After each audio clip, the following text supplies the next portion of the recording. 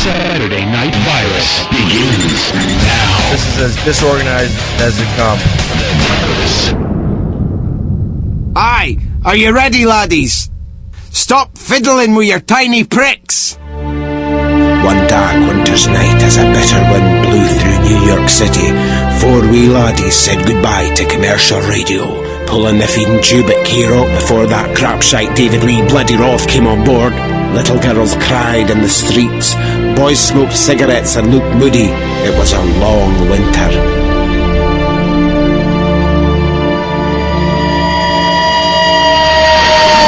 In April of 2006, they travelled from different lands to reunite in XM for one night. Aye, there was much message boarding and gnashing of teeth. Everybody from angry typing guy who thinks he knows everything. Oh, look at me, I've got a computer, I've got loads of opinions and everything. Wanker. Now, tonight, as the sun goes blood red and fades to darkness, the circle joins again. Opie and Anthony present The Lazlow Show, starring Big Wayne. Banged a homeless girl once? Yeah, she lived in a car. She wasn't homeless. Well, you were on crack. You didn't know. No, that was the girl who left me that I turned to the crack. The girl that was living in her car, she broke your heart. Yes. Why? Was she pulled away? And Reed. I blacked out for like the last 5 minutes. I don't even know what. Is this a radio show still? One show, fighting to show 'em we're no dogs but men. Men who remember freedom, where 16-year-olds can drink and listen to metal music and smoke at bars and get into high-speed accidents. Men who have punch cards at Planned Parenthood. This is The Lazlow Show.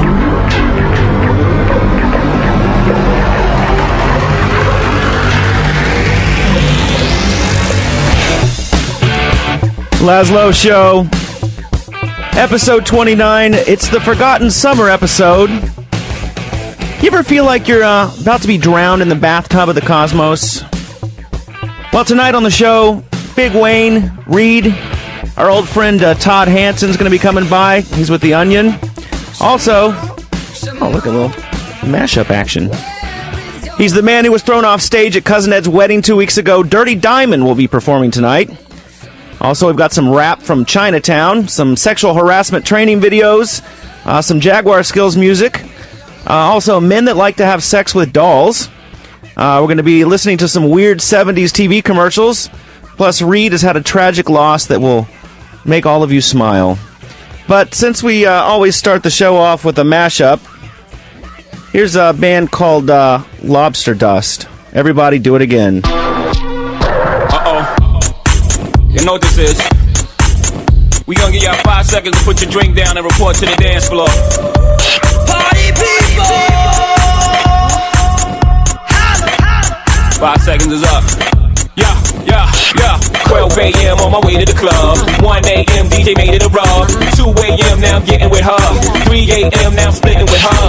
4 a.m. at the Waffle House. 5 a.m. now we at my house. 6 a.m. I be digging her out. 6:15 I be kicking her out. 7 a.m. I'ma call my friends. 12 a.m. we gon' do it again. We gon' do it again. 12 a.m. we gon' do it again. We gon' do it again. 12 a.m. we gon' do it again. We gon' do it again. 12 a.m. we gon' do it again. We gon' do it again. 12 a.m. we gon' do it again. Oh my God, what have I done? All I wanted was a little fun. Got a brain like bubblegum. Come on, blowing up my brain. Get it up. Oh my God, what have I done? All I wanted was a little fun. Got a brain like bubblegum. Come on, blowing up my brain. I got a cute face, chubby waist, thick legs in shape, rump shaking both ways, make you do a double take. Planet rocker, showstopper, flow proper, head knocker, beat scholar, tail dropper, do my thing, motherfucker. My Rolls Royce, Lamborghini, blue Medina, always beaming, rag top, chrome pipes, blue lights out of sight.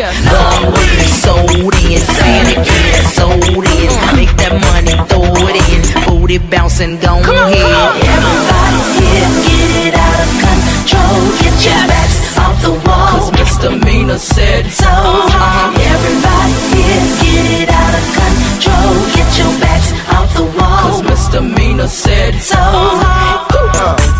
throw them hands up, yeah, throw them hands up.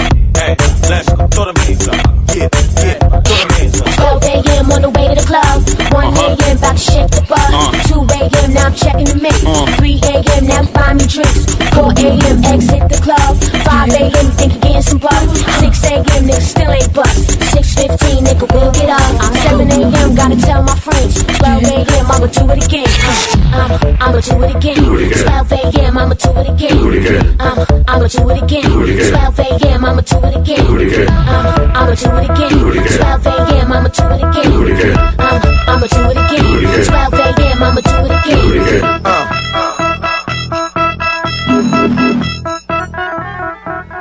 Lazlow Show, episode 29 has commenced. In studio, Big Wayne. Yeah, man. Reed. She's gonna do it again. Oh, yeah, I'll tell you what I'm gonna do is figure out your friggin'... There we go. I love the new studio, dude. It's gorgeous in here. It is unbelievable, this place. So the Lazlow Show started on K-Rock. Just to give you a little history, we started doing it in June of 2005. And every week we were on Sunday nights. We like doubled the ratings, and then David for Sunday night, which is not saying much, right? And then so they said they were going to bring David Lee Roth on as the morning show, and they offered us a full-time show. And we questioned their wisdom at not offering us a full-time show, at bringing David Lee Roth on board. So we pulled the plug, and Opie and Anthony have been good enough to let us come on whenever we want and do a show here. So every few months we do it, but we kind of disappeared for the summer. Yeah. What were you doing? Just hanging out, man. And without you this summer. Yeah, I've been in a dark studio all summer making a video game. You're making those buku bucks is what you've been making. I don't know about that. Yeah, not yet. I spent it all already. Yeah, you have. That's true. I've been in. And Reed, we should talk about the horrible thing that happened to Reed. If you know Reed, part of his personality is tied up in his transportation. And it was such a big deal on our old show that, you know, people would make fan art of Reed on his scooter. And he loves his scooter. He would ride it religiously. We actually saw him riding it when we were on the way to go to a porn shoot. Yes, that's right. And we saw Reed buzzing by. And it was all serious, looking forward, paying attention. Right. And it was like there was some kind of Wizard of Oz music that was going when he was going by. But Reed got in touch with me. How long ago was that? No, it was like 3 months ago. Yeah, Reed got in touch with me about 3 months ago and told us the sad news. Reed, why don't you tell us what happened? Brace yourself, Wayne. Oh, you got the music for me? It is a sad moment. You guys loved it. Came outside, scooter, stolen. Somebody stole it. Damn. You think it was a fan of the show who maybe wants to put it up on eBay? No, but I could probably guess their ethnicity. eBay? What, you put something up on eBay? Reed Scooter. Reed Scooter. Well, I'm saying you sold some autograph something on eBay. And oh, you were hot, dude. You were so hot that your scooter got stolen. I was. You know why? Because on my street, there's like 4 or 5 nicer scooters. Hold on a second. Don't you live across the street from the Ronald McDonald House? Maybe. Dude, that is not a nice street. If you live... Dude, they're wheeling tards into that place. How could that be a nice street? First of all, they're cancer kids. And, Tard. Come on, Ronald McDonald is way plusher than my apartment, man. You think Probably so? nicer than your house. That's right. You tell me all the celebrities show up at the Ronald McDonald House. Angelina Jolie, Britney Spears is in there sometimes. She come to kidnap a kid so she can have, like, kid I want that one.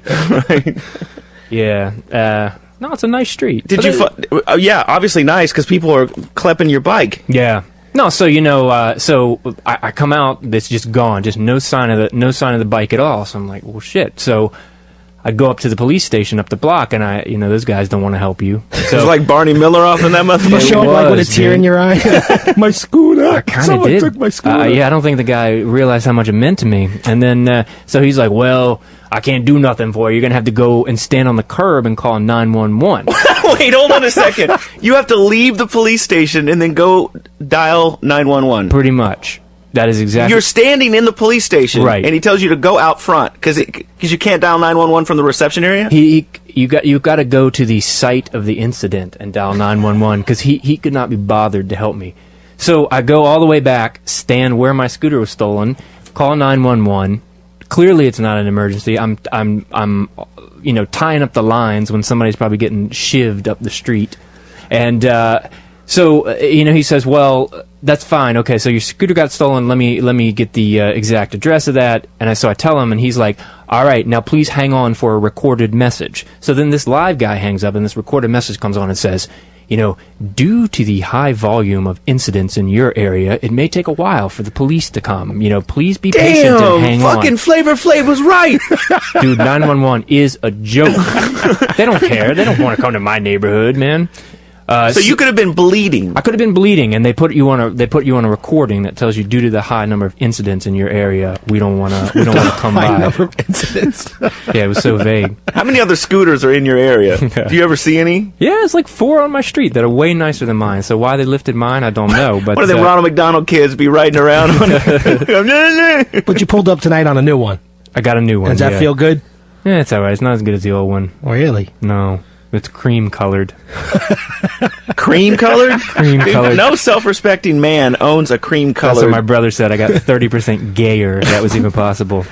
So we had a good summer. Oh, thank you, Danny. We had a good summer, and Reed, we didn't bring you to the Traveling Virus show. No, you guys never bring me anywhere. But we were backstage at Jones Beach at that show, and I have to say, backstage is a mess. People are loaded. My sister is ordering Anthony around to get her drinks because he's like sort of standing behind a bar, and I'm like, Jill, don't order Anthony around. And so then, she's got some drinks in her. People have got drinks in them. And next thing I know, Patrice O'Neal has got her on his lap. That was pretty amazing, yeah. And he was hot and horny for her. Dude, he told me, I saw Patrice O'Neal, and I said, hey, how you doing? And he's like, I'm doing good. I'm looking for a three-way. Yeah. But all these Long Island bitches, the big hair, be talking too much during the three-way. I'm like, well, good luck during the show. I hope you find one. Yeah. And then I see my sister sitting on his lap, which she looks tiny in comparison to him, and the look of horror on his face as he is requesting that she join in a three-way. Yeah, but amazing enough, your sister's, she's a little shy and withdrawn, and he brings out a personality that maybe, she might go for it. Yeah, was she game for that? And I don't blame her. She up for it? No. Are you sure? I'm pretty sure. Even if she were, she wouldn't tell you about it, would she? I think she would. I think she went home moist, if you know what I'm saying. Yeah, so I have to say, the backstage of the Traveling Virus show is pretty sloppy. It was a great time again, thanks to Club Soda Kenny. I was treated like royalty again. Dude, I was backstage at the Mohegan Sun show, loaded. There's so much I don't know how they make any money on those shows, because everybody is backstage drinking all their shit. It's insane. Except for Reed. Except for Reed. I just looked over at him. It's like he's got no part of the story at all. You guys going to invite me next time? Speaking of... Yeah, there's a Halloween party next week. It's in Boston. So, Reed, we often make jokes about your masculinity. Yeah. But I was on the phone today telling Reed, who is so clueless that he doesn't even know I have a new dog, and I've had one since April. And then he mentioned, he goes, da-da-da, my dog. You had a dog? No, I had a dog. Years ago, But what happened to him? Like everything, dude. He went to the kennel in the sky. What do you think? Not everything does not go to the kennel in the sky. Well, and will you please tell Wayne what you told me his name was? Oh, well, come on. That was a gag. Now you're going to hold that against me? On his official AKC paperwork. No, okay. So, if you have a purebred dog, you can register her with the American Kennel Club. Right. So, and then all these people who show these dogs have these ridiculous names for these dogs. So you can put whatever... Fluffernutter 5. Yeah, like all that dumb shit. So you can put whatever the hell you want on his certificate. I mean, it doesn't mean you have to call the dog that. Right. So my brother and I sat down, we got this dog, we tried to come up with the most ridiculous name we could think of, and it was like... something like Reed's Precious Little Lord Fauntleroy. So that was his official name. So we get back a... That ain't even funny, though, really. But you get back a certificate that... and it says that's the dog's name. You put the word precious? Something like that. We tried to make it the most ridiculous... Yeah. Why you gotta talk bad about the dead? What kind of dog did you have? A Pomeranian? Cocker Spaniel. Was it? Yeah. Damn. Well, that's not manly enough for you? So... We should mention that this show is posted online after we do it. It's at Lazlow.com. That's LAZLOW.com. And we've got the box sets there in case you're bored enough to buy, the entire run. This is episode 29. We've had 20 other episodes before it. And I got to say, with the economy in the shitter and the pound worth about $1 billion to the dollar and the euro, it's astronomical, those fools can't get enough of it, dude. Every week shipping box sets to the UK, and we're gonna have to re-release it soon. We gotta have to mark it up for those fools over there with their fucking healthcare and shit. The dollar's so weak. Somebody in Scotland puts 3 buttons in an envelope and sends it over to you. Seriously. You gotta send them some shit. Dude, we've even got a request to come do this show in Manchester. What? Let's do it. Well, right, but then we'd be seriously in the hole because we don't get paid shit off in this piece. I have to play you this thing that I saw this week. There's this woman who is going around. Her name is Shelley Lubin. Have you ever heard of this woman? No. She is her mission in life is to convert porn stars to Christianity. Oh, I have heard of her. Right. Genius. So she goes and she has this website with all the people that she's successfully converted, like she's gotten out of the life.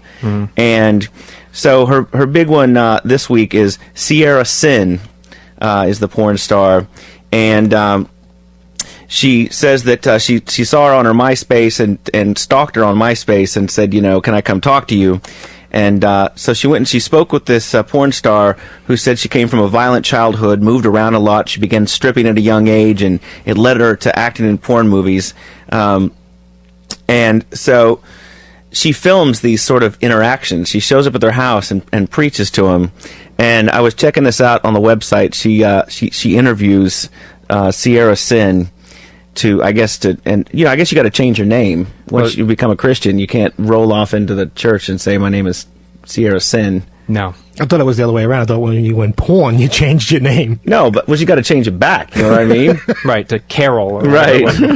So check this out. I love this woman. She's so sweet. I want to introduce you to someone very special to me. This is Sierra Sin, soon to be ex-porn star if I have anything to do about it. And I just spent some time talking to her. And Sierra, in a nutshell, what is it that maybe you want to say to people who are watching what porn has done to your life? I got AIDS! Porn. The glitz and glamour is completely the opposite.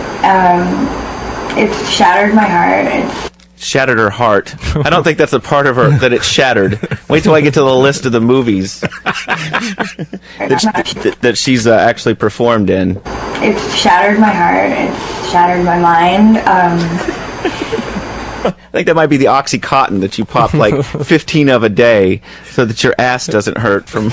Yeah, the anal-ese. You read the anal-ese? Sure. Okay. It's shattered my mind. I can't be intimate with people. I can't have closeness, or I just get uncomfortable with men especially. And I want to be able to get past it. I want to get past the pain and the hurt, and I just don't want to cry anymore about nothing. I don't want to cry anymore about nothing. And you have awesome. You have to sort of wonder what they were expecting. When they got into porn, it's like the glitz and the glamour. The glitz and the glamour. Where is that? Where is the glitz and you never see any glitz and glamour. You never see you're at a nice restaurant and they bring out an extra table, and they're like, "Oh, Candy Sucks is here." Right. Hurt. I just don't want to cry anymore about nothing. And she wants to be with her daughter. Yeah, I have a 5-year-old and I love her, and she's at home with my mom because I'm not able to be with her right now. I think if I got some other better options other than pornography, that I could be with her, So would you say that porn's basically a lie? Porn is a huge lie. A lie? It's a quadrillion-dollar business. It's a big lie. I was going to say better options. Didn't we have that porn star on the show one time? She bought a house in 20 minutes of doing it. She had a house in L.A. and one in Florida. She earned another house while she was talking to us on the show. That girl, she had 15 houses, and she was 21 years old. But porn's a lie. That's what it's like. Porn is a lie. It's like, no, I think it's pretty straightforward. No. Yeah. If there's one thing it is not a lie. Right. It's pretty straightforward. Here's money. Take it up the ass. And so when I heard that, I was like, I've got to find out what she was in. And I don't know if you know this, but IMDb.com, which, lists all the movies ever made and so forth, they actually list porn as well. Do they? But Yeah, when you normally go to somebody's IMDb to see what movies they've been in and TV shows, there'll be like a healthy list of like 15 or 20 sometimes, or for the big actors, You're holding a long list there. Dude, it's pages. I don't know. She's like, porn is a lie. Well, at what point when you were filming Blow It Out Your Ass 2, did you... Super Squirt 5 was a big one. Oh, I gotta see that. Yeah, Cum Fart Cocktails 4. Wow. And then she was big in Dirt Pipe Milkshakes. Gang Bang My Face was a good one. And then, of course, the first two did really well, so she starred in number 3, I Want to Get Face Fucked 3. And so then I had to look at the beginning of her career, like what was her sort of dipping her toe into the pornography business. Law and Order, an episode of Law and No, Order. No, Vacuum Hose 4. Jesus. Oy. So would you say that porn's basically a lie? Porn is a huge lie. Could you tell them that? I want them to hear the truth. Pornography is a lie. Did I force you to say that? No. My life has forced me to say that. The pornography... Dude, and the way that she's holding her, it looks like she may have a gun at her back. I was going to say, is she being held at gunpoint there? She literally looks like she has a gun at her back. Forced me to say that. The pornography world has forced me to say that. Thanks. She needs our help. We need to help her. Yeah, so, and on the website, they list who you need to be praying for, right? So, and of course, when you see these porn stars on the website, it just shows their face, and I'm like, I got to see what this chick actually looks like naked, You got something for us? No, I don't. I'm sorry. Wow. But yeah, it's Shelley Lubben. I think, the website's ShelleyLubben.com. That's LUBBEN.com. But all it made me want to do is go look at more porn. Good. Yeah. I don't get that. When did like Christianity become like sort of the spiritual OxyClean of the world? It's like any problem you have, just come to Christ, and that'll, if you're gay, they have those those training camps where they'll shock you out of your How does that work? I don't know. How do you stop thinking about cock? Because I'm having a lot of trouble. Well, see, you're the opposite. Oh, you're thinking about cock? Huh? Are you thinking about cock? Yeah, because here's what I've been thinking about lately. If you clone yourself, is it okay to suck your own dick? Dude, you're going way too deep. You shouldn't be thinking about sucking dick at all, whether it's your own or not. There's something wrong with that. If you could suck your own dick, would you? No. Why not? I don't think I would. First of all, with this belly, it's physically impossible. Yeah, you are kind of fat. You'd have to lose 40 or get real flexible. Well, maybe you could, but then it would probably be like 3 inches bigger. Maybe you could clone yourself and keep that Wayne from getting fat. Huh? Maybe. It could be a skinny Wayne. I don't know if I'd enjoy that. I like the size I am. No, because I've been thinking a lot about cloning. And is it gay to sleep with your clone? Yeah, I think it is. Yeah? Why would you want to sleep with yourself? Dude, why would you not? You look in the mirror each morning. I just want to tweak my own nipples. Well, I do that anyway, but I don't think about sucking my own cock. You should just go out and bang Kid Rock.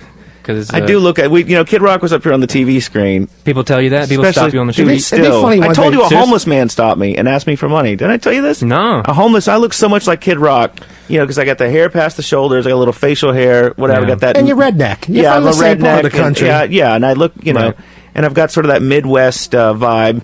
And so this homeless man stops me and is like, hey, can I have a $5? And I'm like, whatever, and I keep walking. He's like, hey, man, fuck you, Kid Rock. I bought your last album. Yeah, with the $5 I just going to give you.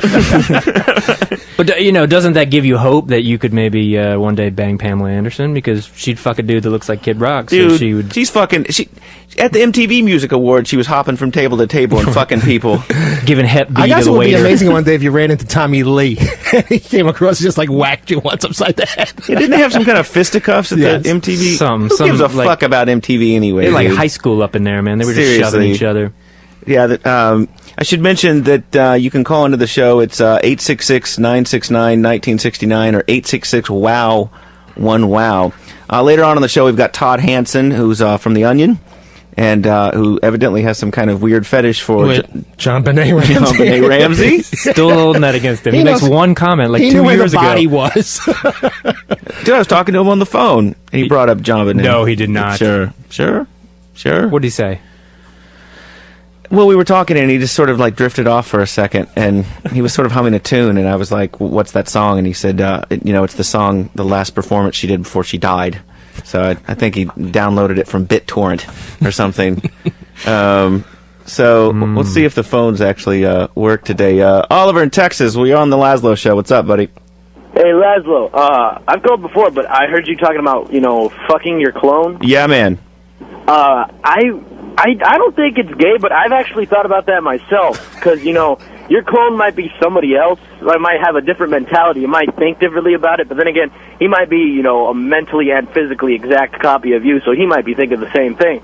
So if he is, if it is gay, he's not going to tell anybody. Well, yeah, especially if you keep your clone in a box like a gimp. You're going to tie him up and chain him in the basement? Great. Hey, thanks for... Yeah.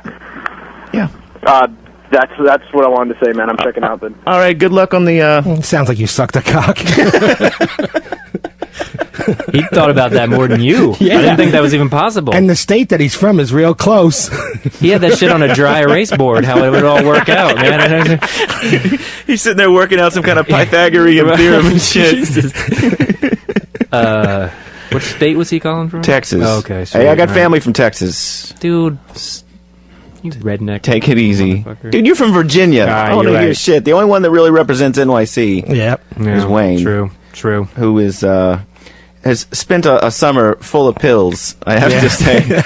I was telling Reed before I was going to take 2 Percocets tonight just to see. Dude, you drool on yourself when you take those. But I wanted to see how long it would take before you slapped me upside the head saying, "Get with the show, buddy." And you know how square I am, Lazlow. He was like, "Oh, I was going to crush up 2 Percocet and take." I was like, "Well, what does that feel like?" And he's like, "Oh, you know when you do a little bit of heroin." I said a cheap dose of heroin. You're kind of not here and you're not there. I nodded along like I knew what the hell he was talking about. But you're talking about the nods, right? Yeah, because when you see heroin junkies, they always seem to be sort of slumped over. For me, on the Percocets, when I'm start to nod and I'm, bailing, I'm amazed how I'm still aware of everything that's going around me. I just can't open my eyelids. Okay, great, but you can't throw out. For most people, when you're on heroin, is not a frame of reference that they're down with. You know what I'm saying? Yeah.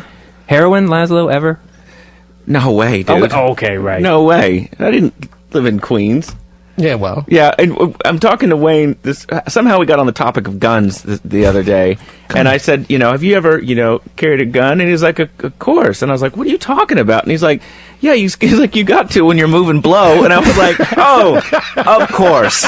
When you're moving blow, if you've got a few 8 balls on you and you're a bit edgy, dude, we need to get that porn lady to come and have a talk with him. Maybe she can convert you. I'm good. You sure? Yeah, but I have built up an addiction to these that Xanax. What does that do? It's an amazing thing. You take it, and it actually does nothing to you. But when you go to sleep, you wake up 12 hours later in the same exact position that you fell asleep. He's missed work. He takes them on Sunday nights and misses work. I've missed work on Monday.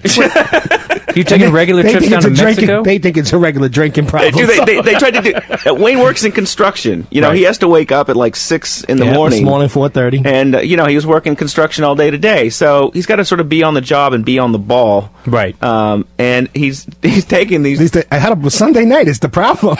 Yeah, I think that does clarify as a problem.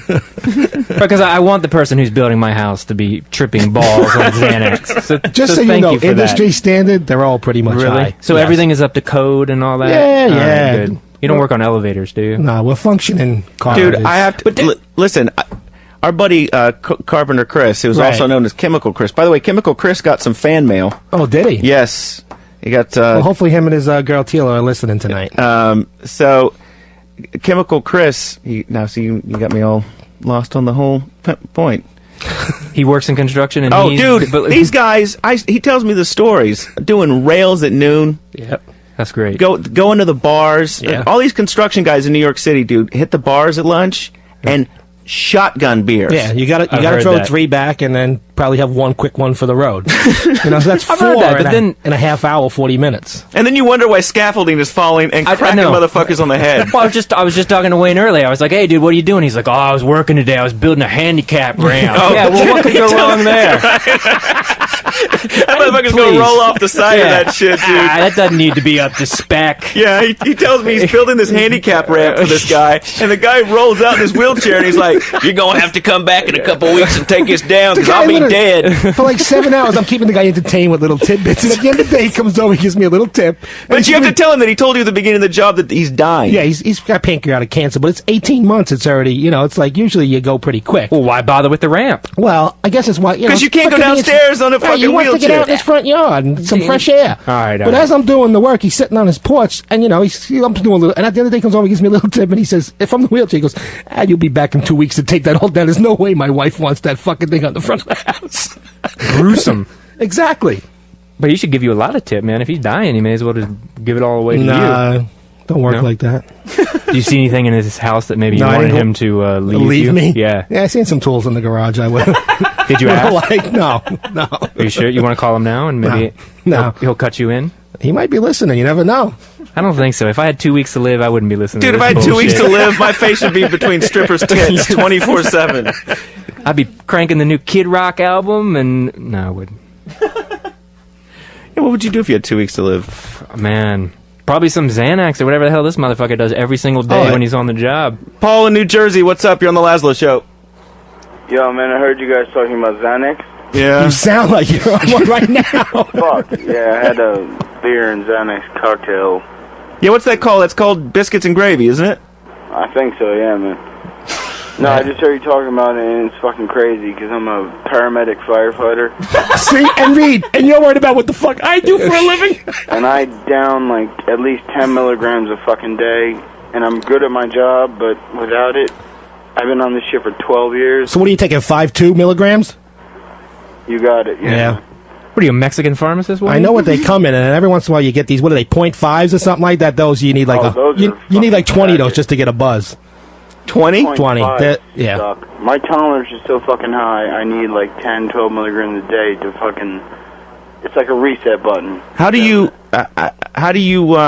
do you go script shopping? How do you get all these pills?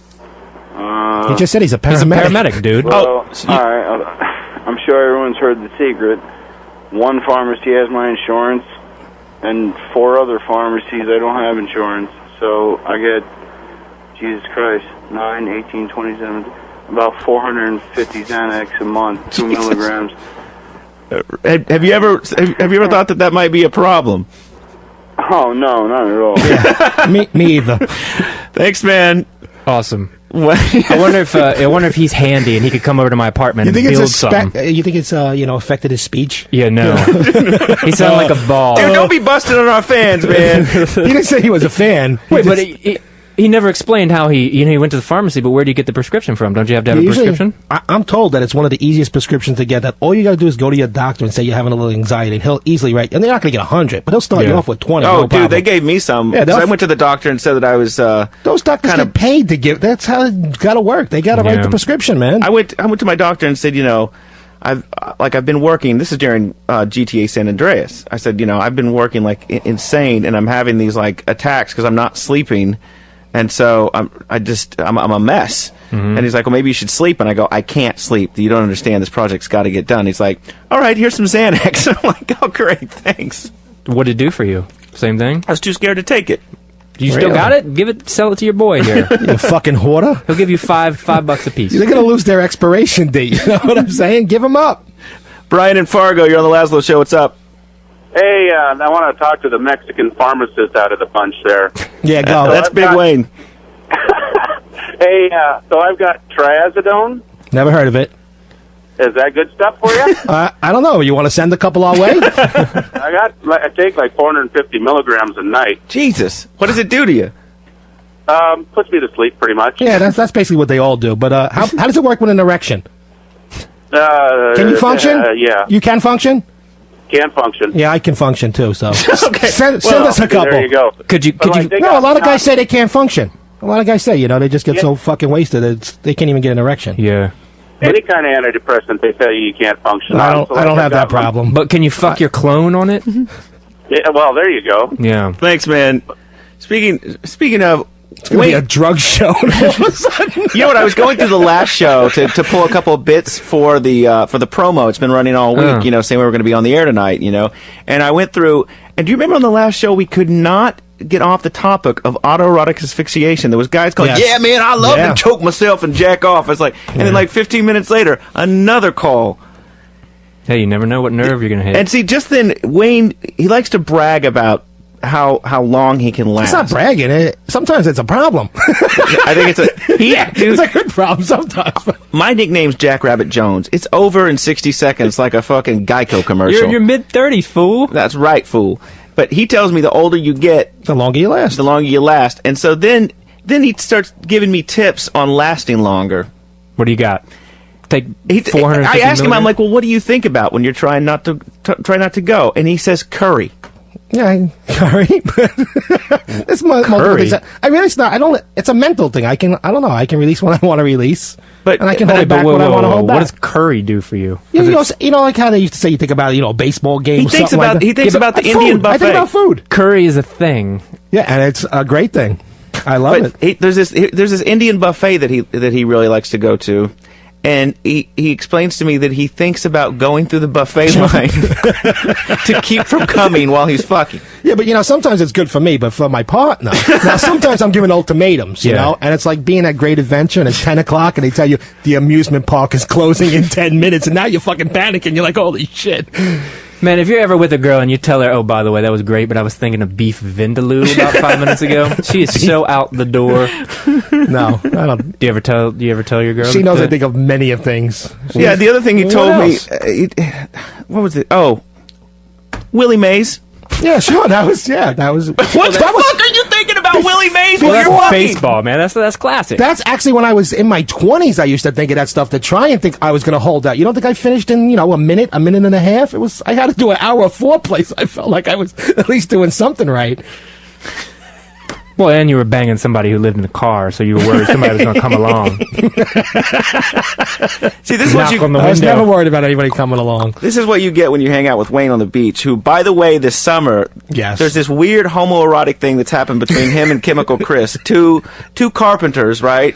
Who they take their board shorts, which come down to their knees, and we've talked about Wayne's diaper before. He pulls the board shorts all the way up and tucks them under, so he's walking down the beach like he's wearing a diaper. I really don't walk around like that. Yes, you do. I stand up. Yeah, but only amongst my own crowd. People walk by. Yeah, they have comments. They have comments. Because he looks like an enormous... Yeah. But I achieved a great tan this summer, and so did Chris. So what they do, and then they undo the strings, and they open up their shorts down to the base of their junk. But now tell them the difference between me and Chris. Well, then we got into this whole discussion about Wayne refuses to do... and here's the problem. He opens his board shorts, right, so that he can get the tan down to the base of his junk, but there's a fucking bush of fur. So he's sitting there with this diaper that's sort of open, and it looks like Sam's head is coming out. There's this fucking afro coming out from the shorts, and I'm like, dude, you gotta trim that shit. He's like, oh no. But meanwhile, my friend Chris is completely shaved. And the best part was this summer, we're treading out in water. Maybe it's 15 feet deep, and all of a sudden, we do this thing occasionally where we take our shorts off and wave them above our fucking heads. Now, this ain't gay because there were girls with us. Yeah, anyway, you can believe that. He takes his shorts off, and he does like this porpoise dive. And it's like 3 feet in front of me, and as I look up, I realize that the guy's asshole is shaved.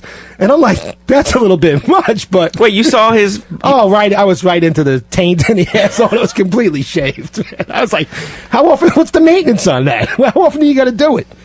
You guys bust on me for driving a scooter. This dude's talking about another guy's taint. Come on. He's gayer. Yeah, this week...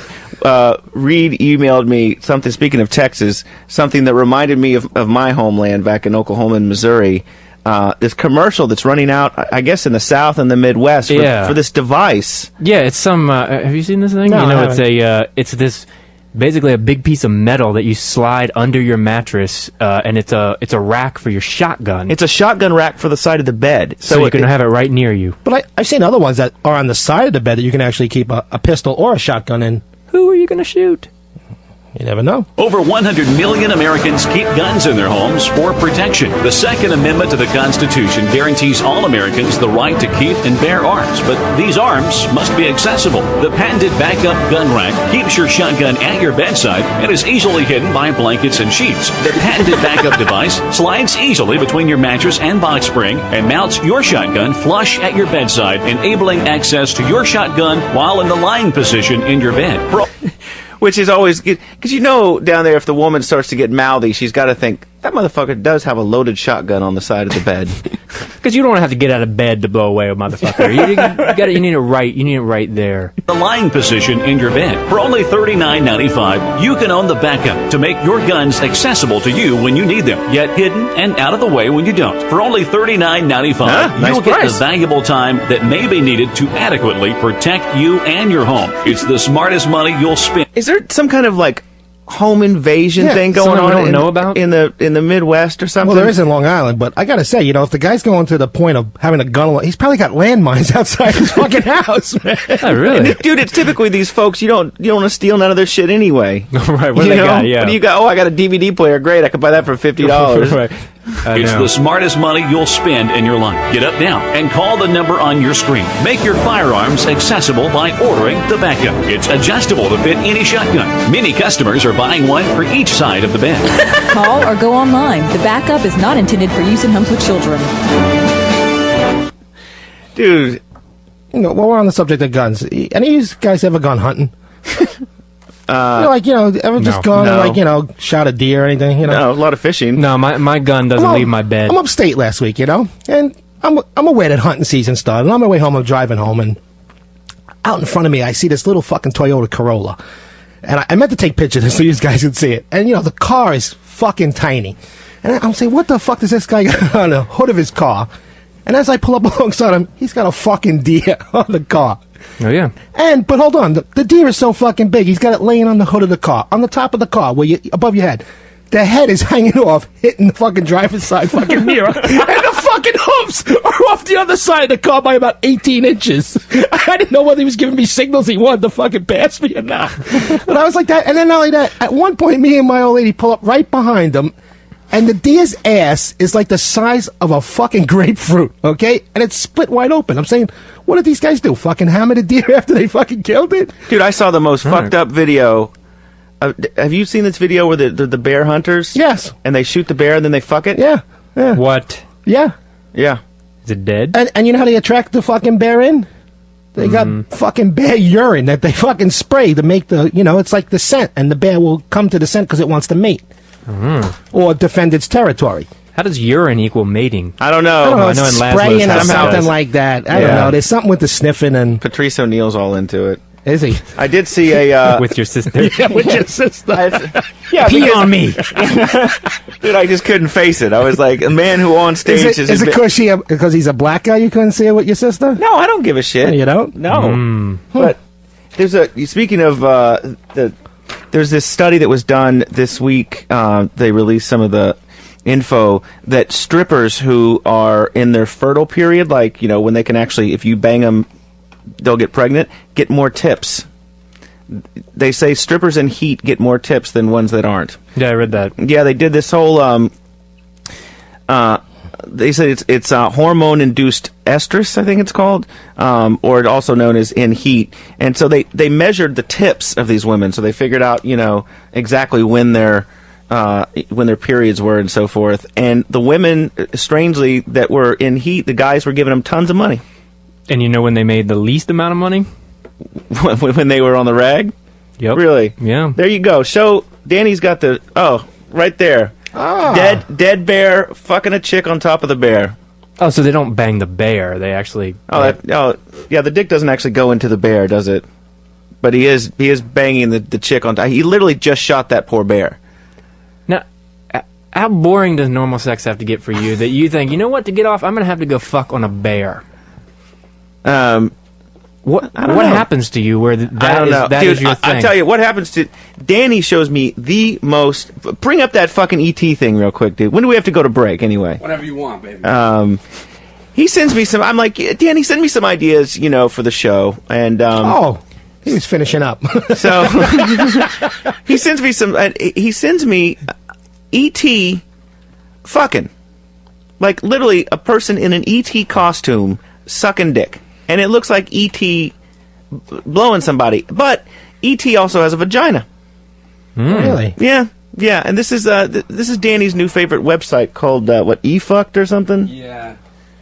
It's efucked.com. That's EFUKT.com. Deviant.com. I got hooked on it like a few months ago, and they only post like one video a day, but I have to see what it is every Danny, single day. Is it always I have to. is it 30-second clips or longer? No, it's kind of a mix of everything. So they have some short clips, some pretty long clips. But it's all really deviant shit. It's really weird shit. You don't find this shit anywhere else. Yeah, and I mean, I couldn't believe it. It was a chick in an ET costume. It was too weird. If you can't find it, that's fine. Something just said dwarf sex up there. Did you see that? Yeah, I seen that. That kind of caught my eye. Would you bang a dwarf? I don't know. Yeah. What am I? Am I picky? Yeah. Would you guys? Yeah, probably. You'd feel giant. Paul in New Jersey. You'd feel giant. It's me again. Love him. What's up, dude? You're our new favorite caller, by the way. Thank you, I appreciate it. I don't know if you want me to tell you the Xanax scam or my, I've been home from Iraq for a year. Oh, hang on. So there's E.T. And somebody is licking E.T.'s vagina. Right? Whoa. Yeah. She better work on her style. That ain't gonna get the job done. Dude, how fucked up is that, dude? Am I right? Come on. Full E.T. Costume and chick eating E.T. because in the E.T. costume, you know that you have to somehow cut out a slot for the vagina. You know, that's Does E.T. have the finger that lights up? You can, sticks it up the ass. Yeah. All right, I think I've had enough of that, dude. Dude, that. Okay, listen. What's up, Xanax guy? Let's go. All right, I came back from Iraq. My brother stole my good... Turn your radio off. Oh, my bad. So, sorry. Oh, he does have the light up finger. The light up finger's going up the hoochie. Yeah. Yeah. Wow. Danny, you are a sick motherfucker. Why don't you go get the commercials ready? I didn't jerk off to it. Not yet. Didn't you, Danny? Didn't you? All right, so listen. Come on, Xanax guy. What's up? I need you to tell me what a good computer for me to buy. Wait. When I got back from Iraq, my brother took my good one, left me two shitty ones. Uh-huh. I took him into my bulletproof garage and took an AK-47 to him, and I swear to Christ, but I need you to tell me what the fuck I need to buy. I don't know. Dr. Phil has probably got a lot of books that would help sort you out, bro. Why do you have a bulletproof garage, bro? I'm a gunsmith, too. Oh, okay. Okay, good. Excellent. I thought you were a fucking paramedic. I'm a lot of things. Yeah, okay. Cool. Yeah. I really don't know what to tell you, dude. I would say go to the website systemmax.com. They've got some really good computers that are actually made in the U.S. Thanks, dude. Wait, is there anything else? He's calling back. Oh, dude, we're that dude's whole we're that dude's whole night, bro. That's 3 hours. It's him, dude. When you're so when you're on Xanax, are shows like this actually entertaining? Not the Xanax, the Vicodin and the Percocet. Yeah, definitely big hitters. So, the guy said he's taking like 10 milligrams. That's 5 pills. Oof. Right, and why does everything he do is the most inappropriate I thing? wouldn't get 3-day weekend to recover from that of sleeping. So later on the show, we've got Todd Hansen from The Onion. We've also got a guy named Dirty Diamond who's going to come sing some Neil Diamond for us. You got the commercials all lined up in there? All right. I'm going to play you a little bit of a mashup and do some spots, and we'll be back in just a minute with The Lazlow Show.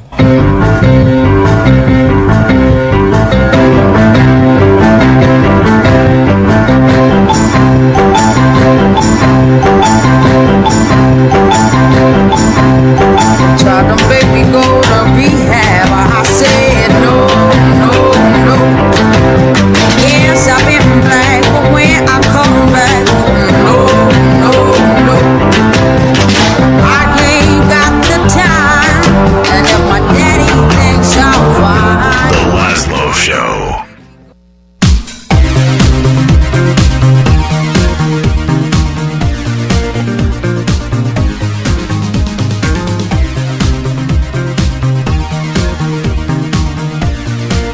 Lazlow Show.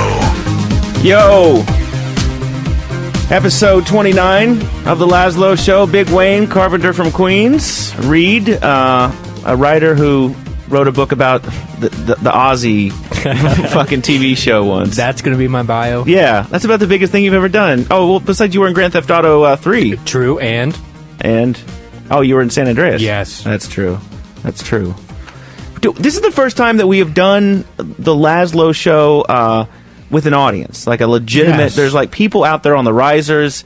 I brought a case of beer. One gentleman has offered reefer.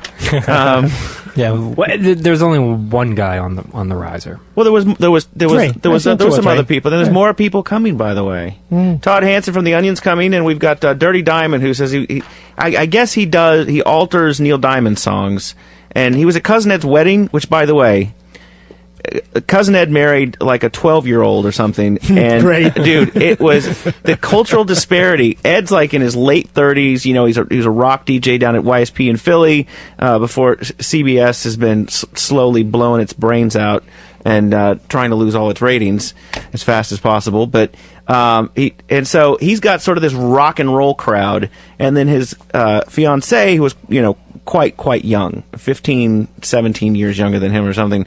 And so the wedding was first off, you want to talk about chemicals at a wedding. People were trashed, and Cousin Ed's mother, who's quite foxy for being, I guess, really, you fancy Ed's mom? Maybe late 50s, early 60s, was drunk and hanging on a black guy. Dude, it was Patrice. My chick said to me, "This is like a wedding on acid." She was like, "It makes none of this makes any sense." Were you in the wedding party or anything? No, just a guest. Yeah, but it was, and he had a DJ who is normally the DJ at a strip club. So he was doing shout-outs and playing all sorts of wacky hip-hop. It was truly a fuck. And then the police showed up to arrest Ed. Yeah. Oh, you didn't tell me that. Yeah, they showed up to arrest him, and but then it was a gag because he knows all the police, and they were just trying to embarrass him in front of his new in-laws, and it was a scene. So you can give us a shout, 866-969-1969, and the website's lazlow.com.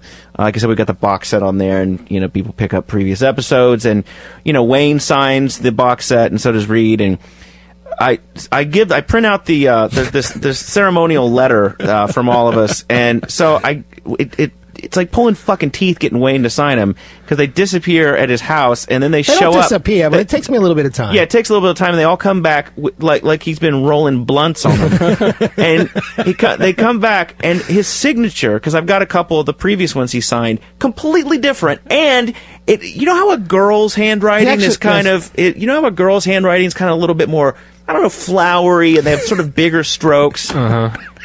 And I was like, that motherfucker is so lazy, he had his chick sign his goddamn name on the box set. So I'm furious, because I'm like, this is a, He was. I was pissed off. Because and he seen my girl before he seen me, and he said something to her, and I was like, I'll sign my name as to say I signed my right. I write in print more than script. So I say to him, dude, people take this box set seriously. They're paying money. Just please sign it. You get a percentage of the fucking sales. You could at least. And he goes, no, that is my signature. I just got tired of actually signing. So now he just prints his name. Yeah.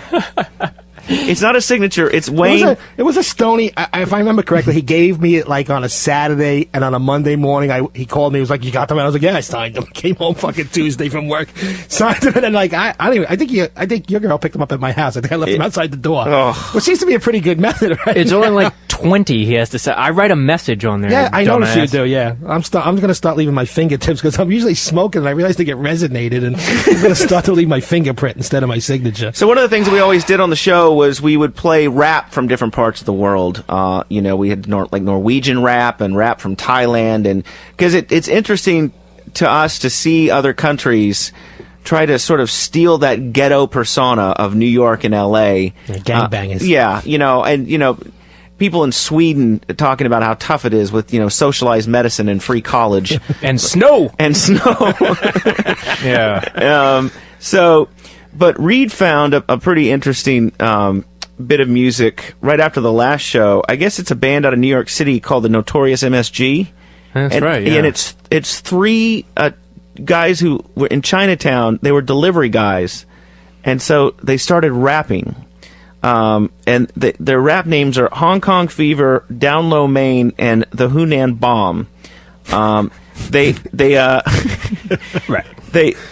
talk about how, you know, they're risking their lives every day as a Chinese restaurant delivery boy. You don't know what it's like out there, nigga. You know, and so I guess they came over from China, you know, from the ghettos of Asia or whatever, and they came to Chinatown here, and then they were, you know, shocked that people in New York City sort of drive like shit.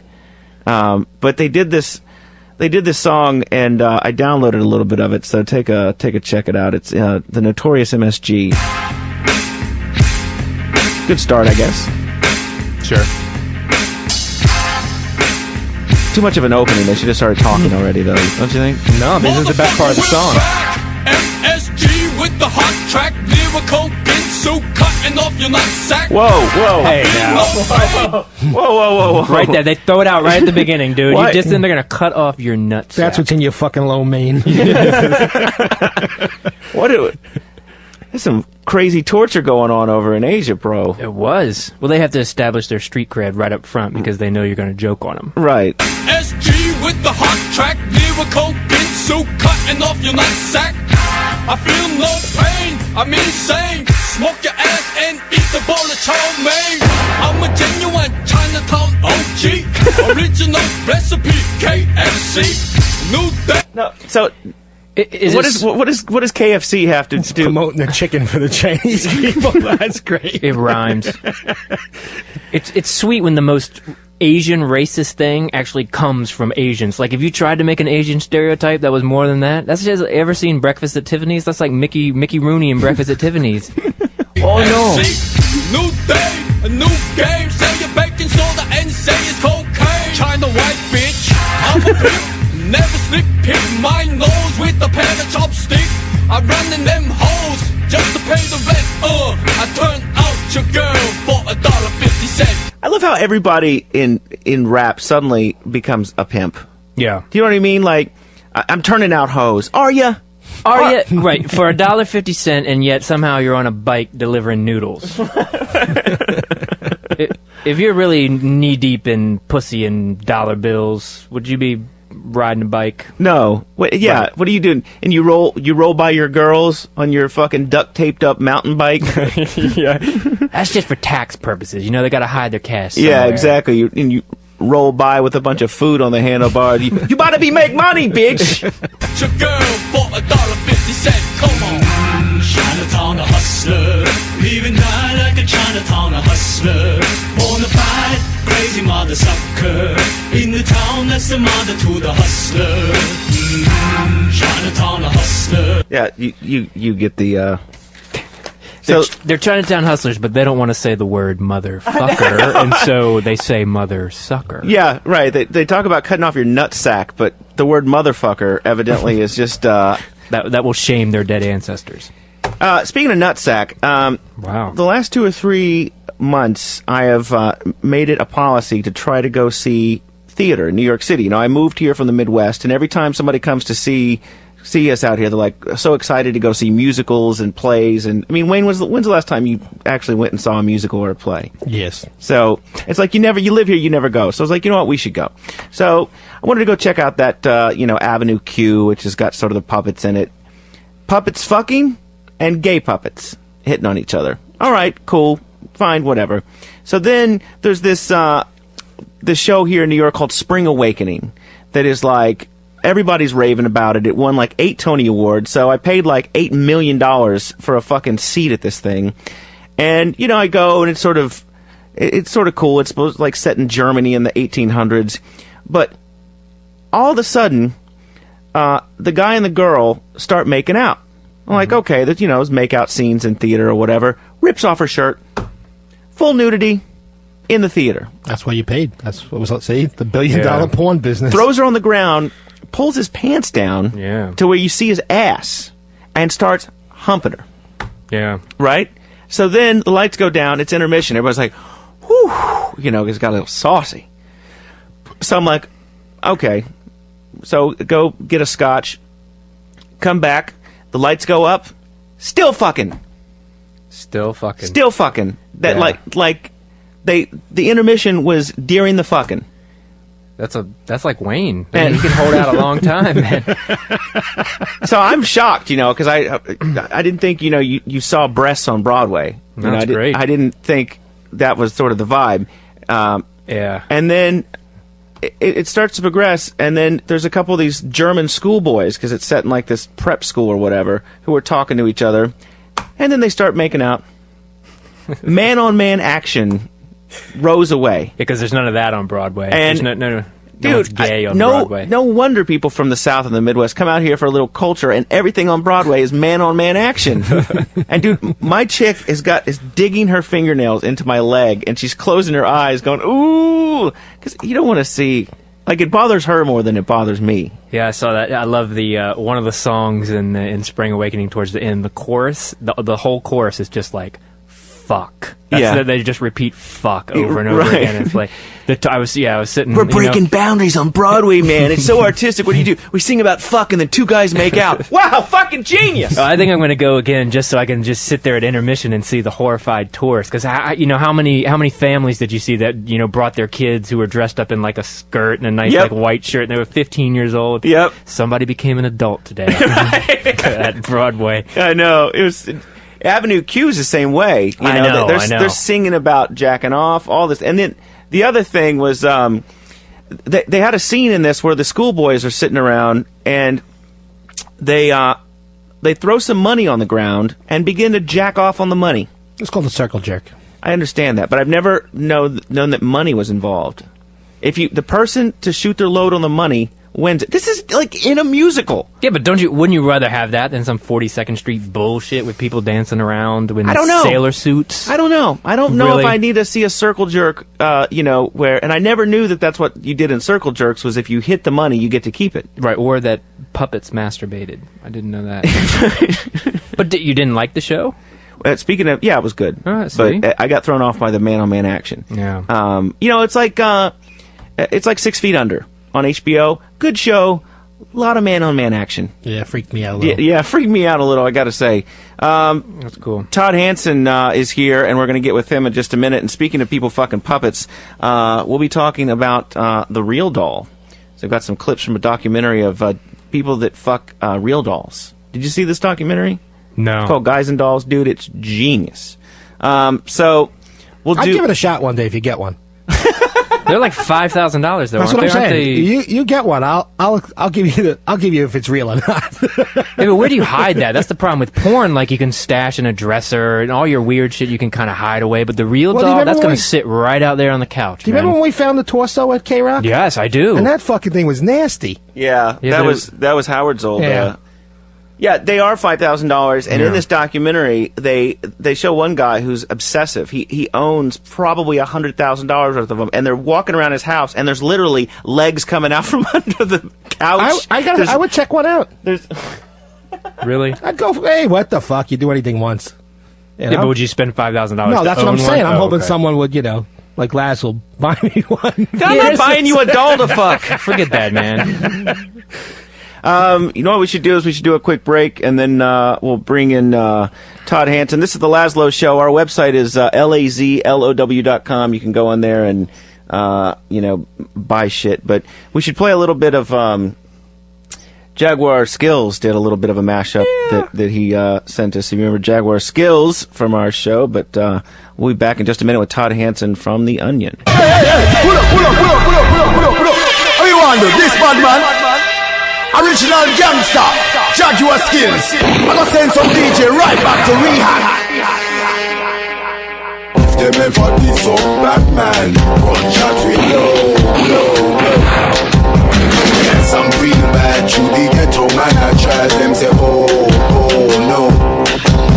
Step up with my line, I put you on this me on the borderline. Come on, if them ever diss up Jackman, shot we blow. Lazlow Show. XM 202. The virus.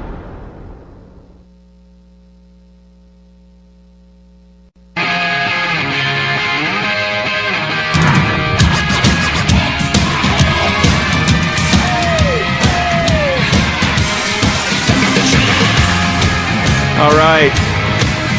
Lazlow Show, episode 29, hitting the second hour here. And Reed, I noticed somebody's missing.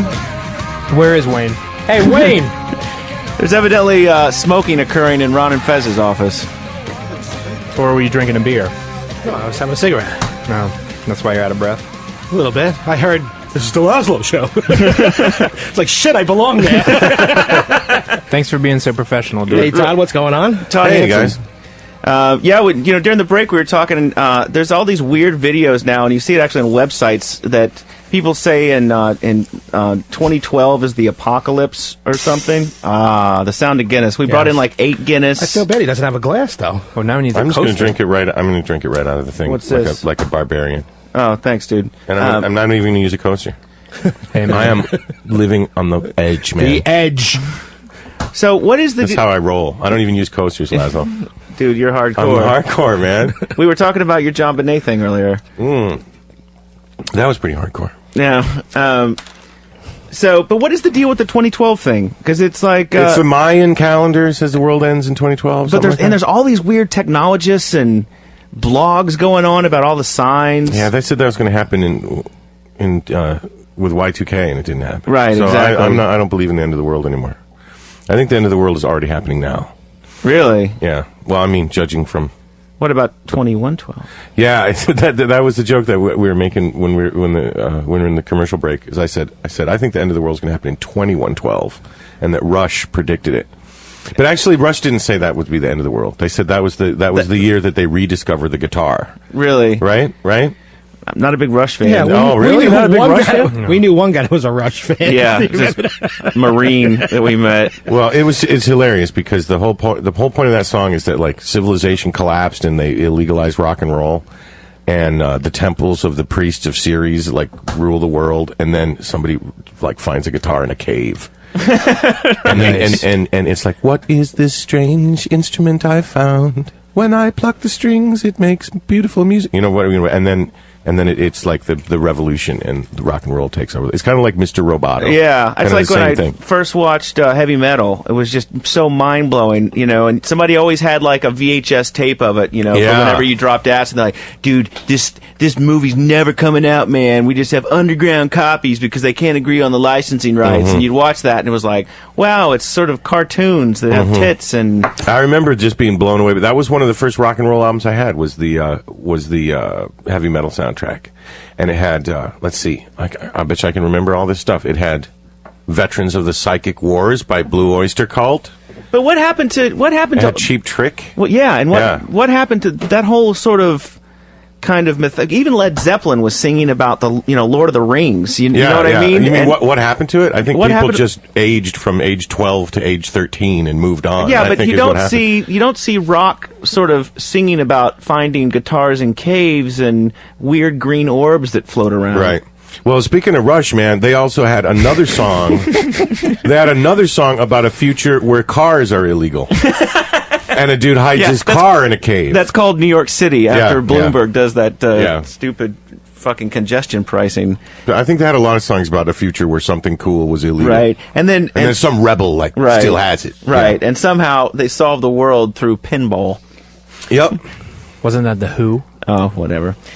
Speaking of bands that are washed up, did you see the clip of Van Halen? Yes, dude. I did. Van Halen. Wait a minute, which clip are you talking about? Rock and Roll Hall of Fame? No. Van Halen played, I guess, like 4 or 5 nights ago.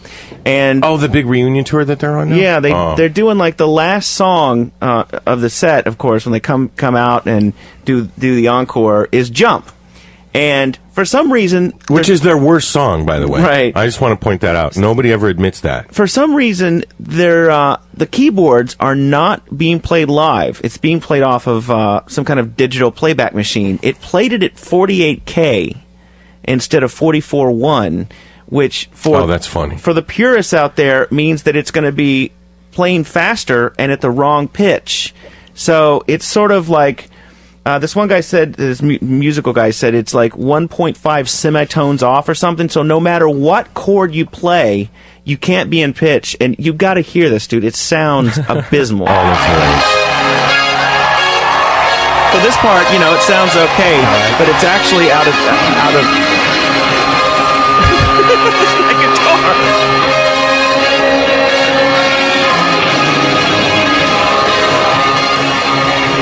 Oh, that's awful. Dude. And they're looking at each other going, what is going on? Listen.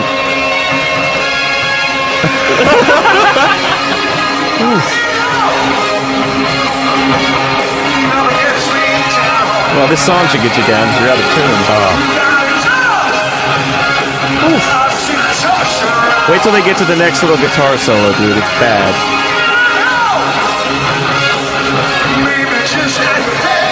And the guitarists are looking at each other going, what the fuck is broken?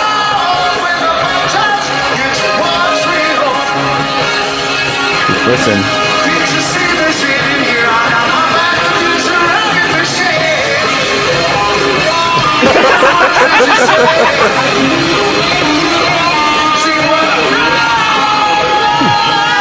Yeah, at that point they need to pull one of those, Ashley Simpson on Saturday Night Live and just kind of like Oh, that's square sad. dance the hell off a stage. For that, that'll cost you like $500. See, this is why Styx was right about computers ruining rock and roll in the future. It's just like in Mr. Roboto. Roboto, I knew where he's going. It's the exact Sounds same like this has thing. become the 70s music adventure The hour on the Lazlow the Show. King Biscuit Flour Hour. Todd Hansen is from The Onion. You used to come on our old show when we were over at K-Rock. That was back at K-Rock, back when you were living under the oppressive fist of the censors at the FAA. Now you're free to say whatever you want. FCC. Yeah. The FAA? Oh, that's for airplanes. Yeah.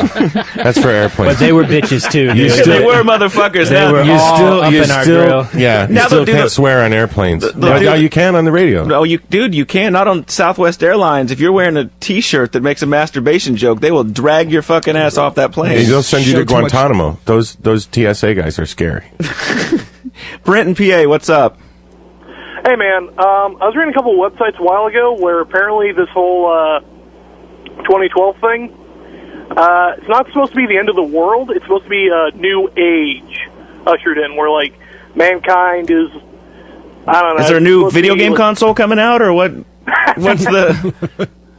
No, like, apparently, like, technology is supposed to get, like, a shit ton better, and I don't know, like the governments are going to fall or something. You mean like better than the Mayans? Right. The technology is going to take a Right, step up from Mayan? That's what I'm going to take my scientific cues from a civilization that worships the jaguar. Right. and hasn't discovered the wheel yet. And cuts bitches open. yeah, For thanks. fun. Right. I'm sure they've got it scientifically precise. I also, like, there's supposed to be this study that came out a while back where apparently they found that, like, Moore's Law, that law that says, like, technology progressive, like, so much every 8 months. Right. Apparently the time between that is going to get, like, smaller. Don't get too technical on us with the law. Just keep it in layman's terms that we can understand. Wayne just went home. It's going to get faster and faster until, like, at one point, and it just so happens to be 2012, that technology is going to get, like, so faster, it's going to be, like, I don't know how you describe it. Just I think it turns alive and takes over the world. yeah, well, basically, like, It ruins Van Halen concerts.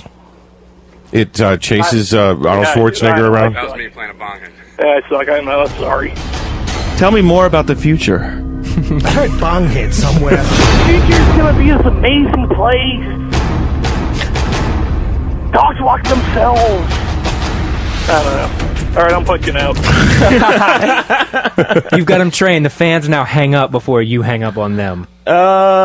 Jacob in North Carolina, what's up?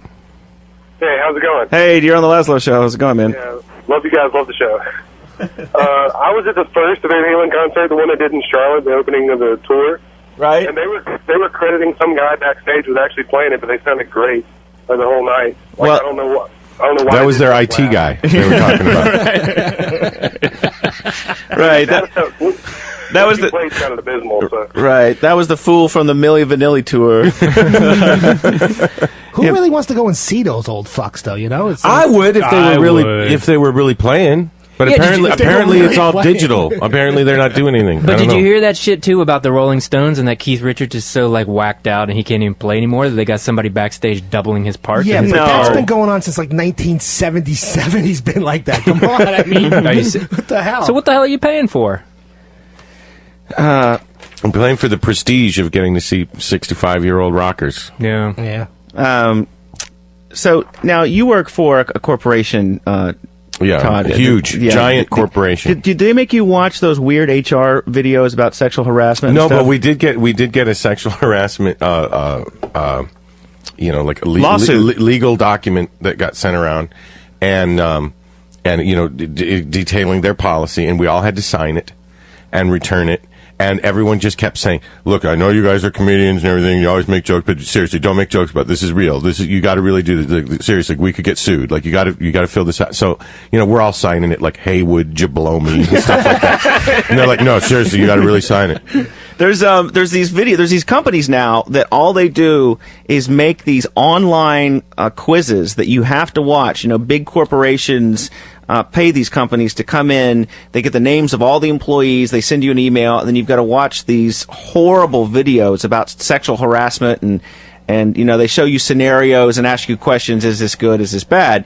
And so, in fact, when we started doing the show at K-Rock, they made me watch him, but our old friend Rob Cross refused to let me play any on the air. Well, I got a hold of some recently because a friend of mine. Wait, these are the old ones from K-Rock? No, these are not the old ones from K-Rock. These are new ones that people at corporations across America are having to watch. The first one is a scenario where an Asian gentleman who's about 21 is having to work late, and a chick who's about 55 comes in and starts hitting on him. I'm going to be here all night. Hey, Sugar, I saw your light was on. Sugar. Hey, Valerie. Just trying to get through these documents. Been here for the last 6 hours going through these boxes, and I think I have 6 more hours of work to do. I'm going to be here all night. Honey, I can keep you company. Meanwhile, this chick's like 35 years older than he is. I've seen that movie. That movie's called Butt Fuck Sluts Go Nuts Volume 29. Right. I have it at home. And you're passing it off as some sexual harassment video, but I swear Honey, to I God. can keep you company. Excuse me? With all due respect, Valerie, I gotta get this done. It's getting late. Sweetie, I think you work too hard. You really need to relax a little more. I can help. Valerie, you're nice and all, but you really make me feel uncomfortable. No harmless flirting never hurt anybody. Valerie, I'm married. Ooh. Laying down the law. I gotta get back to work. I gotta say, in today's age, what fucking guy would turn that down? Yeah. I waited all my fucking life for some chick to say, "Hey, come on in here and fucking fuck this shit out of you." It's so funny. It's just like scenarios which will never occur. Right. Exactly. Women hitting on men in the workplace. And the men being uncomfortable with it. Right. Because every workplace I've ever been in, you're sizing up all the chicks. Like, who you want to bang. Sure. Weren't you banging some divorced chick at your old job? What? I don't know. So guilty. What? The other thing that these HR videos try to teach you is pornography in the workplace is bad. Which every place I've ever worked that's had a computer, people are looking at porn at their desk. So they have this. That's why the computer was invented. Right. So they have this. This woman walks into a guy's office to drop off a report, and she sees his computer, and she's freaking out. And so another coworker comes in to her and asks what's going on. Hey! Oops. That's the wrong one. I love these new CD players. Awkward. Oh, we got to fill, guys. Oh, we got to say funny stuff. Yeah, here we go. Rush. Oh my God. Oh, here we go. I can't believe bullets at this smut at work. Hey, Sheena, what are you up to? I came to drop this report off, and look what I saw. That's our bill. That's our bill. It's unacceptable, though. They treat us like objects because they really think that we're just objects. Come on, Sheena, it's just... I love that. We're just an object. No, objects are blow-up dolls. Yeah. Objects are glory holes. It's always they treat us like, and the acting in these things is unbelievable. Like she rolls in and he's got a screensaver of breasts going on. That's our bill. That's our bill. This is unacceptable, though. They treat us like objects because they really think that we're just objects. Come on, Sheena, it's just a picture. Men have always had pictures of women in their offices. It's just that now, with technology, instead of having posters, they have screensavers. See, and you're watching this, and my first thought is, this bitch makes sense. This bitch makes sense. Like she just say to the other chick, just cool out, bitch. So that you're in the guy's office.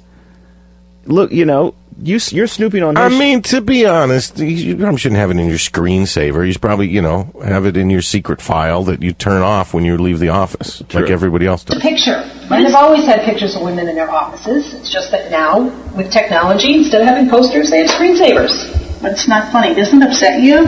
I'm going to report this to HR. Here we go. You want to go to Human Resources, please leave me out of it. I think you're taking it too seriously. With all the talk about needing new blood in the company, they would not hesitate to get rid of me. Now, she's doing some thinking. Yes. If you go narc on somebody, you could get blown out. I mean, the thing is, the sexual harassment in the workplace is a real issue, but they trivialize it by making it be about like someone's screensaver or something. The problem is when people say, you got to blow me or you're getting fired. Why is that a problem? No, I mean, there's, it's... Poor Todd. How many guys have you blown at the end? I have to blow people like every week just to keep my job. No. Scott Dickers. No, the fact is, that's why they call him that. No, but the fact is that it takes a real thing that is like a genuine problem, and then they apply it to all these situations where it's not important, right? And that trivializes the initial real problem. I mean, I remember but talking about sexual harassment in the workplace, I wrote a point counterpoint in the Onion a couple years ago, and it was the point part was sexual harassment. It was about sexual harassment in the workplace. It was a point counterpoint, and the first half was sexual harassment in the workplace must end, and it was some woman from National Organization of Women or something, and it was just a straight article about why it's wrong to sexually harass people in the workplace. And then the counterpoint was, I love the way your tits bounce when you type.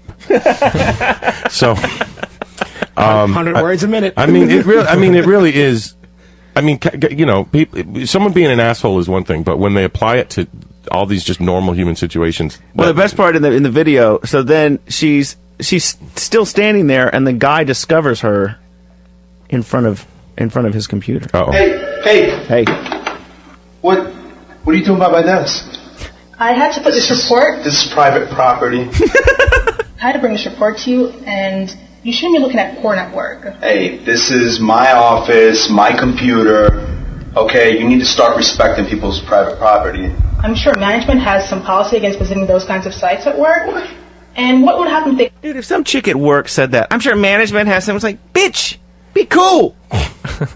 Assume the position. Has some policy against visiting those kinds of sites at work.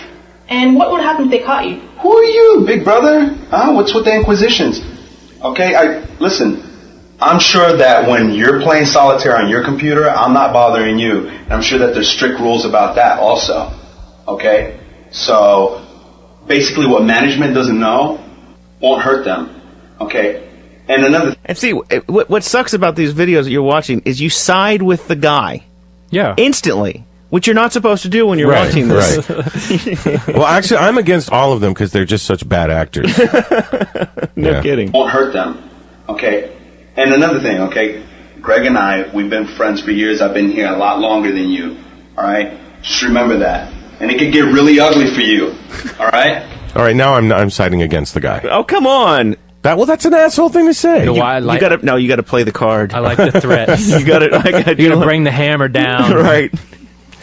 Right, exactly. I think this whole thing is just an elaborate role-playing thing that just a husband and wife are doing in their bedroom. That's the reveal at the end of this whole long stretch. And then you have to do this questionnaire at the end. It's just, it's so bad. It takes an hour out of your day. It's just You had to do one? why I have had to do one before, yeah. But you don't even work with any women, do you? No. Please, dude. I work on women where you work. I work on video games and stuff like that. I had like a bunch of different clients, but when in the video game industry, there's not a ton of chicks. I gotta say. That's why they have to animate all of them. Exactly. So you're still a writer over at the Onion. You've been there for like 15 years. Yeah, I've been there a long time. It's endlessly rewarding. But no, when you were talking about those HR videos, you just reminded me of something I haven't thought about in years. But at one point, because I've kind of had some rough patches in my life, Lazlow, and at one point I know that you had you've had some issues. Yeah, I've because had some issues. with great, when you read the Onion, it's hysterical, and everybody I have met that is really really funny has mad issues. Yeah, of course. Well, at one point I was so bad off that I had to go live at my mom's house for like 6 weeks. Oh, Reed should This know was about like that. in like when I was like 25, so it was a long time ago. But I had to, get a job when I was there, and I got this entry level job at this grocery store chain, and it was just so humiliating because I worked at a grocery store. Well, but here's the thing, like. I'm a bagger, right? And most of the other people who are baggers at this grocery store literally are developmentally disabled teenagers. Oh, yeah. And they're like telling me what to do because they know how to do the job better than me. And so when you know something's gone wrong in your life when you're taking orders from someone who's retarded. You know what I mean? Right. But one of the things they made us do was watch these training videos, and it was just videos about how to be polite to customers. And it was the same thing. Like, you just side with the bad guys in the videos because you relate to them, and the people that are supposed to be your role models, like, you just want to shoot them, or just, and it was just so awful that I had to sit through these. And I remember I called up my friend John Cruson, who works at The Onion, and I said, I had to go through this humiliating experience. It made me watch this. It was called Smile and Speak Up. And it was all about, like, don't mumble and look at the ground in shame and be proud that you work at Right. Don't mumble and look at the ground in shame when really all you want to do is eat pennies and shit your pants because you're retarded. Yeah. And so they made me watch this thing, and I'm telling him about how humiliating it was, and it's just so bad. And he's like, Todd, you can get revenge. You can feel better. I'm like, what? What can I do? He's like, when you leave that job, because it was only over like a Christmas break, and he's like, when you come back and you quit that job, steal the videos. And I was like, but they're in the manager's office. Like, I don't need. But and he's like, just case the manager's office and steal them. And so I did. On my last day of work, I went in, like, I pre-planned the theft. I worked it out so, like, I knew when the manager wouldn't be there. I went in, stole the videos. And they're hilarious. But my favorite part of this video is when a guy goes, at first, I didn't like speaking to customers. I thought they would be annoyed if I smiled and spoke up. But I had a manager who challenged me to, as he put it, break the ice. So one day I smiled and said hello to every single customer I saw. And you know what? It was fun! And you're just thinking, oh my God. This poor actor, right? Like even he doesn't believe it, right? Let alone the real person. The ones that we had to watch when I worked at Godfather's Pizza, where they tried to jazz him up a little bit, and it was always like the guy getting his arm caught in the Hobart. They were sort of like safety videos, and the Hobart's that big, like, spinning. I know the Hobart. Yep, I've taken that thing apart and cleaned it many times. Word up. Yeah. And the other one was how to treat customers, but. Here's what, and I was sort of being nasty to the guys at the noodle shop that we always eat at before we. You're lucky you didn't have your cock in that thing. Well, man. see, that's the thing is you forget, because I worked in food service, and we would have customers that would come in, and they were so nasty, and they would get a dick on their pizza. Yeah, exactly. Yeah. Literally, a guy would whip out his dick right there. Dick rub. Yeah. Really? Yes, it's got a name. Did you work in? Did you notice your fucking noodles came last? Yeah, dude, I'm sure there was fucking jizz floating around in that shit. Some bald Duncan in the back. Everybody listening who works food service knows what we're talking about, and everybody who's never worked food service in your life, first of all, everyone should be forced to before they're allowed to vote or drive a car, as far as I'm concerned. But secondly, all of you people who have never had this thought enter your mind before, like you rich people who like have never had to work. Believe me, you've had lots of dicks in all your food. right, absolutely. One more of these HR bits. Actually, we've got a couple more, but it also tells you not to tell offensive jokes around the office. You like that one? Hold on, because I got another one. All right. What do you call the Jewish dilemma? What? Someone yelling, free ham! No? I'm okay. I just See, and there was a chick in the background. She was just standing there, and she didn't notice that these guys were, these guys didn't notice that she was standing there. I'm okay. I just heard Bill and Greg telling Jewish jokes again. Why do you think it's okay to make fun of Jewish people? You can't take those guys too seriously. Yeah, listen, you can't. I know you're the chosen people, but you're gonna have to just calm down. In your mind, you're number one. Slow down a little bit. Todd, are you Jewish? I always find the whole thing about like Jews getting offended by Jewish jokes to be inherently funny, because as far as I'm concerned, the Jewish race is divided up 10% of them happen to be completely humorless people who are constantly getting offended by everything, and the other 90% of them are the people making all these jokes because they're the entire Entertainment industry. And they're all of the funniest people in the world, and it's so funny that like that 10% of the humorless Jews seems to, you know, like think think they represent the Jews when they don't. Right. You know what I mean? Those are the guys that are in the anti-defamation league. Yeah, but the other 90% are just cracking up each other and everyone else by inventing that joke. You know, that joke that we just heard probably was written by a Jewish guy. Those guys too seriously, right? You know they're just kidding. No, but that's not the point. I mean, I don't make jokes about Christians or Muslims, and I can't go a day without hearing Bill make fun of my religion. So this guy obviously is just telling Jewish jokes like every day. Like he's got those day calendars. You know, he peels it off. He's like, "Hey, I got another one here." It's like one anti-Semitic remark per day. Right. You just get a calendar. You know, he's all excited on Mondays because Saturday and Sunday, you know, that he's actually built a couple up for his repertoire by the water cooler. Go a day without hearing Bill make fun of my religion. Doesn't it bother you? No, not really. I mean, look, I've learned how to ignore Bill's jokes, and you should too. I mean, I'm Jewish, and they don't bother me. Yeah. You can't get upset about every little thing at work. Yeah, I understand, but I just don't think that his jokes are appropriate. You know? Well, they're not. They're not. But that's why they're funny. Well, yeah, I mean, you humorless bitch. The thing that made me laugh about that is that she's like, well, I don't make jokes about Christians and Muslims. It's like, you don't make jokes ever, lady. Right. Name one joke you've made. When's the last time a man touched your vagina? We've got Bruce, the trucker, on the line. What's up, Bruce? Yeah, what's really bad is I have to watch HR videos like this to be a solo truck driver. I'm going to by myself. I haven't seen pussy in 3 weeks. Who am I harassing? You might harass yourself. You might make some inappropriate touching as you're driving along. So you actually with one free hand. How bizarre! As a trucker, you have to watch that shit.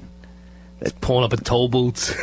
Dude, being a trucker used to be pretty sexy, right? These guys were out on the road, right? I didn't. Again, you have a thing with the male. I don't ever find it. Do you remember the 70s? Listen, we talked about the 70s rock albums and finding guitars in caves. The other kind of thing that was going on is every cool show had a truck driver in it. Right, that's right. Usually that Reed, what's his name? There was the guy with the monkey. Of course, BJ the Bear, but there was also the guy that was the truck driver. Oh, you're talking about Jerry Reed? Yes, Jerry Reed is one of my all-time idols because of his role as the trucker, as Snowman in Smoking the Bandit. Yes. And at some point he needed to haul a circus animal. Yep. Why you would be moving around an elephant? Because it's going to have shenanigans, and the old trunk's going to hit somebody in the gonads. Yep. No, but Jerry Reed's awesome. I love Jerry Reed. Wait, what has he done since? I don't know. Nothing. Does that really upset you? I think he should have gone on to do a whole series of films. But we need they're bringing all these movies back. We really should have another Smokey and the Bandit. I mean, Smokey and the Bandit started all that stuff. The BJ and the Bear and what was the other? The Dukes of Hazzard. That was all. It was all because of Smokey and the Bandit. Convoy. I love Smoking the Bandit. I don't care who knows it. I love it. Andrew from Niagara Falls, what's up? Hey guys, what's up? Hey. I used to work for a certain retail series, set of retail stores, and we had to watch some of these HR videos that are pretty ridiculous. One of them I thought was really good, where there's these two employees standing in an aisle, and they're stocking shelves, and a Hispanic guy... Let me ask you a quick question. Are you gay? No. Okay. Continue, sir. That's offensive. These two employees are standing in the aisle stocking some shelves, and a Hispanic guy walks by, and the woman there says, "Oh, I wonder where Pedro's going." And the other guy says, "Oh, he's probably off taking a nap." you had to actually choose 4. They would then prompt you for a message, and they would say, "Well, what's wrong with this scene?" And then there's 4 options. I clicked on the option that said, "Not all Hispanics are lazy," but in reality, the actual answer was, "Not all Hispanics are named Pedro." Oh my God! So even the video was offensive. Even the video was offensive. Yeah. Oh, absolutely. And that was probably the best joke ever. Everyone was talking about that all day, but no one saw the irony in it except me. I was the only one who noticed. gee, this doesn't seem quite right. Wow. That's the What's problem is going the on? people I'm making sorry, these real are quick. stupider What's going than the on people they're trying to teach. What's going on MSNBC, dude? There's a full fucking cop chase No, going dude, on that's live. like been going on the whole time. Is that, They're just now showing they're going to police commercials. chases. They just been showing chases. It's right? car chases. What? Yeah. I got all excited. Yeah, going you on did. for like an hour and a half. What have you been looking at? What? I was watching. He's looking at that screensaver. Dude, there's this new Opie and Anthony's new studio. There's 80 plasmas, and they've all got different TV channels going on. Dude. I have epilepsy. It's also a lot of leather furniture, though. Yeah, there on the is. other side. This is the Lazlow Show, episode 29. We should probably take a break at some point. Hold on, before we go to break, can we take John's call from Sacramento because I want to know what they call the pliers. What's up, John? Hey, I'm an electrician. I was working up in the ceiling, and I yelled down to my buddy. I said, "Hey, could you toss me up a set of dikes, cut some cable with?" Yeah, that's what they've always called pliers. Yeah. So the next day we have this big meeting, and they say you can't refer to the pliers as dikes anymore. You need to call them diagonal cutting pliers. Yeah, I was aware of that. God forbid you needed a spade to dig something. Right. That would have been really bad. There's another tool out there. Walked by with a flat top and overalls, got all offended. So Oh, really? A Leslie got upset. yeah. Wow. What were you going to say, Wayne? There's another tool out there that a carpenter uses. It's called a nail puller. And in the industry, it's called a nigger finger. That might Every mountain might actually be wrong. Let freedom ring, and when this happens, when we allow freedom ring. Wow, you almost made it to through hour 2 without a racist comment. Through beer 3. Right. How many beers deep are you? Just 2 or 3. We got to. What were you going to say, Todd? We got to take a break. I was just going to say, I think maybe nigger finger is the wrong thing to call that tool. Thank you for the sensitivity. That's training. all. That's all. You want to do a quick break there, Danny? All right, this is the Lazlow Show, episode 29. Website's lazlow.com, and we'll be back in just a bit.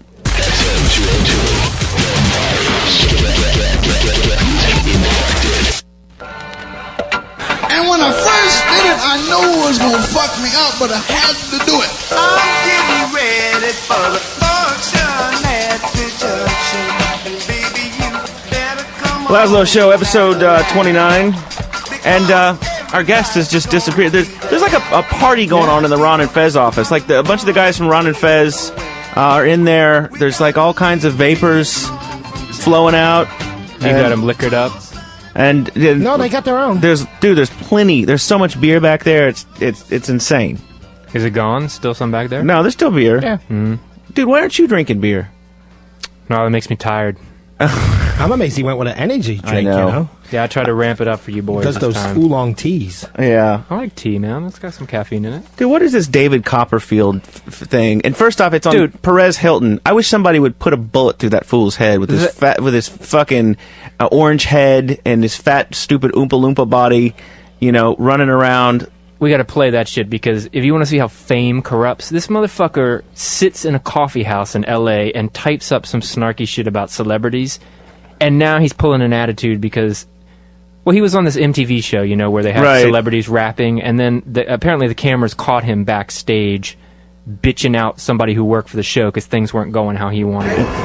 Of course they're gonna lie now. Of course. No, can you what let did me? they say? You asked me to go. I All right. walked What in did they so say? hear me What out, did they please. say?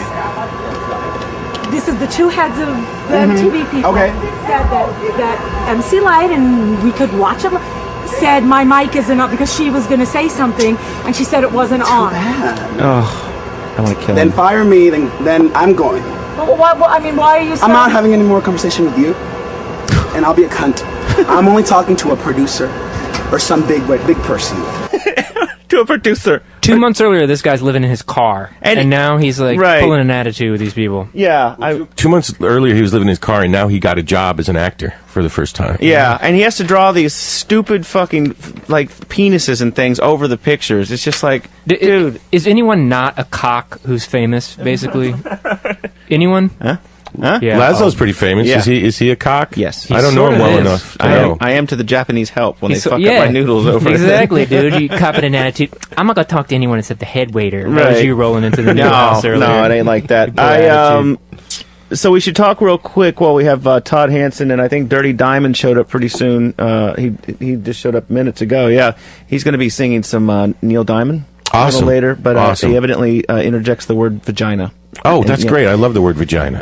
But we should talk real quick about the real doll. We were discussing that earlier. You know, those are those $5,000 dolls. I heard you guys talking about that. Yeah, there's this documentary called Guys and Dolls, which you can actually just download it for free. If you go to like Google Video and type in Guys and Dolls, it's on there. But they profile guys. It's an awesome documentary. They profile guys that buy these dolls. The first one, his name is Dave Cat. He's sort of this dark-skinned guy with like a shaved head on the side, and he lives in his parents' house. His parents refuse to talk to the documentary guys, and he's explaining about his doll. Currently, I'm living with my parents. It's a little embarrassing. I think there is definitely a sense of disappointment. I think the thing my father finds really difficult about my relationship with Shi-chan. Yeah, I should mention that his real doll is named Shi-chan, and she's white. Oh. So I don't know how she sort of got like a Shanae kind of Shaniqua name. But he's given her some kind of weird Tai Chi, Taibo name. About my relationship with Shi-chan is the fact that she's not alive. You know, she's not a human being. Right. He sees it as unnatural and strange. And he's the sort of person to whom strange is something to be avoided, something alien. Well, exactly, you know. It's all well and good if you're creeped out by dolls, but, you know, I have to live with a person who is creeped out by them. So I love how he makes it like his dad is the problem. Well, I love it how he says it's a little embarrassing. I'm living with my parents. He's not embarrassed that he fucks an inanimate object, but he's embarrassed that he lives with his parents. A bit of sometimes clashes occur. As a result, Shi-chan spends like 99.9% of her time in my room. And you know that at one point he was like, "Can Shi-chan come to dinner?" It's like, dude, you ain't bringing that fucking doll in here. Where else would she spend her time? Like on the back porch? Having iced tea, having lemonade in the sun? Oh, dude, it shows these guys, they take them around in their cars, they take them to the backyard so they can get sun.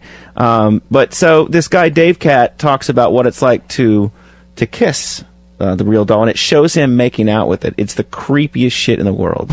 Kissing her is really interesting because it's the one thing that I really like about like real dolls as opposed to a lot of the Japanese dolls, with the exception of a couple. Basically, real dolls have mouths that open, and this tends to freak people out when they first see it. She actually has a removable tongue. You know what else has a mouth that opens? A real fucking woman! Why don't you look into that? Oh my God! All right, read. And at this point in the and that's coming from me, you know. That's what I'm amazed at. Exactly. Yeah, I thought I was pretty open-minded about just about any version of perversion. I'm not uptight about that. You know, I'm kind of a pervert myself, but an inanimate dead. I mean, no matter how realistic you make it, it's just scarier the more realistic you make it, because it's just more like a corpse. Yeah, and the real dolls, they look amazing. And he pulls, at this point in the documentary, he's pulling her tongue out. Literally, it's removable. Like you could stick it up your ass. What's the point of You that? could probably swap it out with a cow tongue. Freak people out when they first see it. She actually has a removable tongue. This is one of 3 tongues that Shi-chan actually has. There's another one that's curved. I can't even remember why I have that one. To lick around your asshole. Oh, God. I can't even remember why I have that one. But the one she originally came with when she was shipped in 2000 was straight, and it didn't have like as much detail. It's actually redder, but they're kind of fun. Oh my God. So then, dude, we're getting dark. Do they make real dog? Do they make like real cat? So you're like I want to fuck a cat. He's on something, and I think we could produce that. Yeah. So now he talks about, like any relationship, when you first meet, you're banging like crazy, right? And so then it sort of tapers off. That's sort of any normal relationship. And evidently with a real doll, it's that way too. When she first came into my life, it was sex. And now it's just tapered off to where it's just like we're just there for each other. We're always there for each other. Of course she's always there. She doesn't move. Oh, God. For each other. We're always there for each other. So She's an anchor. Shi-chan is an anchor to me because it's just like I know what to expect. With women, they don't really get that. Yeah, well, with a rock, you know what to expect. She's an anchor. No, somebody should tie a chain around her and tie it around you and use it as a fucking anchor. And yeah. So they after they talk to Dave Cat, they go to this British guy. He's got this beautiful British home, and he's sort of an older gentleman, probably in his late 40s, early 50s. Looks very distinguished, and he's sitting out having tea with two real dolls. And then it goes inside, and it's early morning. So they're outside his bedroom. I had a very pleasant morning in bed with Virginia. So we should go and see what... I think she's sleeping it off now. She's sleeping off that shagging she got, baby. Oh, God. Too much wine? Is that what he's suggesting? No, I think he's just insinuating that they had sex. Oh. Maybe she's... What? I was just saying, maybe she's just sleeping off the fact that she was manufactured and built and isn't alive. Right. Maybe that's what she's sleeping on. So we should go and see what... I think she's sleeping it off now. Yeah, she's still asleep. And that's, of course, her sleeping face. Right. You know the difference how exactly when she's sleeping and not sleeping? Because he's about to explain. Oh. She's got her sleeping face on. What? There's nothing better than a doll you fuck that you can take the face off. Sleeping face. That's one thing I had to do, was change her face from the eyes open to the eyes closed face. She just lies there. They're very static. They just don't react at all. I've had a couple real chicks like that. Oh. She's very static. I know, but even the most lifeless real human that you could be, like, at least they're warm and they have a heartbeat. In theory, I mean, unless you killed them, you know. Not out of the realm of possibility. Oh. They just don't react at all. But if you don't mind that, they're good fun. They're certainly better than going without any female company at all. No, they're not. They're exactly the same as going without any female company at all. So they talk to this other guy who is the dude I mentioned earlier, who's got several of them all throughout his house. And in his garage, there's feet sticking out of boxes. And he says he wakes up basically at 2 or 3 in the morning with a heart on, and he just walks around the house and goes and grabs one, you know, and fucks it. But you can buy accessories for your real doll, including, you know how sometimes people will grow their hair out to maybe make a wig? Mm-hmm. Well, there's evidently a farm of women somewhere growing pubic hair. Oh, God. We have spare pubic hair in case the pubic hair in the doll wears out or needs to be replaced. This pubic hair came from Sweden. It's actual real pubic hair. Evidently, the Swedes don't have a problem donating their pubic hair for money. I actually would like a girl in my life. You don't say. Really? Oh, God. It's like all the effort they put into all that shit, they could go get a girl. Yeah, well, you'd think. Right. Well, I spent $5,000 on the chick. You go out, you know, you can easily get a hooah for $100. You know what I'm saying? You can buy a chick a drink for $20 and maybe get laid. The hateful thing about this stuff, like whenever I encounter stuff like this, is that it makes me feel like I wish I was a Republican. You know what I mean? No, I really don't. To be honest, but I just mean it actually makes me go, yeah, these people are awful. Like, maybe it is better to just go to church and worship the Lord and vote for Bush. And then I'm like, wait, what am I saying? What am I saying? You know, I'm supposed to be on the side of the freaks, but these people give the freaks a bad name, is what I'm trying to say. Well, the epiphany of this entire thing, the crescendo, the big reveal, is this guy named Gordon, who has sort of become a celebrity. After this documentary came out, there's been other crews that have gone and visited him, and if you do a search on his name, like Gordon and Real Doll, you'll see some of these other videos. This guy lives in like the backwoods of Virginia. Hey, now. And is a full-on hardcore redneck with real dolls, and he rules. My dad, he left when I was I think I was like 6 months or a year old. I have maybe 1 or 2 memories of him, but one of them's like he was in a garage throwing knives at a door. Cherish that forever. Well, you don't say. You have parental issues. Oh, my God. You don't say. I can't remember one fucking day from when I was 6 months old. Is that what he said? Or 6 years old? I don't know. Either one, I can't remember. Maybe he's confused about the difference between the meaning of the word year and month. That could be. I don't know, but if his only memory of his father is his father throwing knives at a door, I think it was probably about his mother. Yeah. It was like he was in a garage throwing knives at a door. Damn, that's the only memory I got of him when I was a baby. And basically, my mom raised me. I found that relationship with humans are almost temporary. And a lot of people think I'm cold and insensitive saying it, but everybody that's listening to this, think about when you was a 5-year-old or 6-year-old kid. Think about the friends you got. How many of them are still friends today? Okay, so I don't talk to a lot of people from preschool. Doesn't mean I need to fuck a doll.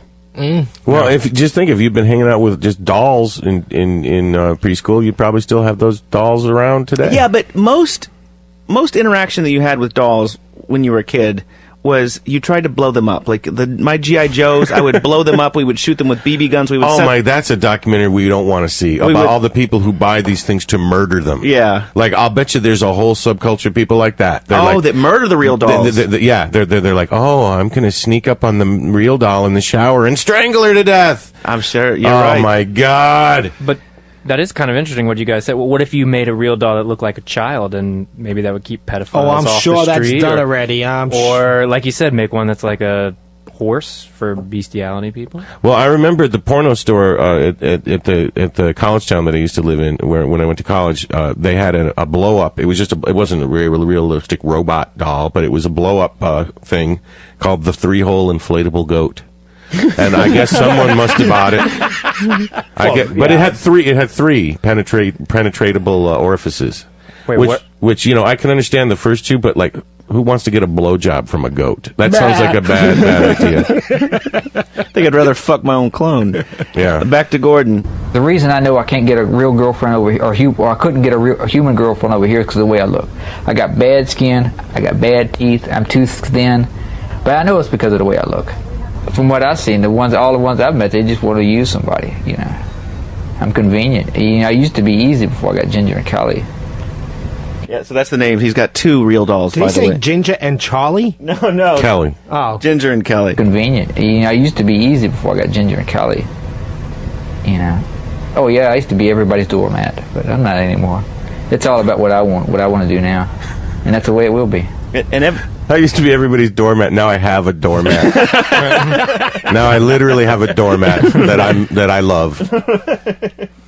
So they, they're sort of at this point in the documentary, they decide that it's time to sort of see what his other things in the house that he's into. It shows him playing the drums. And then he, of course, has to go show off his massive gun collection. This is a Glock 40 caliber. Needs to be cleaned. It's got a lot of dust in it. I need to clean the thing. And a Tech 9mm. I used to carry this around. But it's big and bulky. This holds 32 bullets. Fire as fast as you can pull the trigger. So, not only does he fuck dolls, he used to carry around a Tech 9mm just because you can. I bet you fire fucked as fast that as you gun. can pull the trigger. And then this is a Mac 90. It's basically like a cheap version of an AK-47. 3 guns, 2 girls. 3 guns. No, 3 guns, 0 girls, I believe there. You're off by 2. Yes.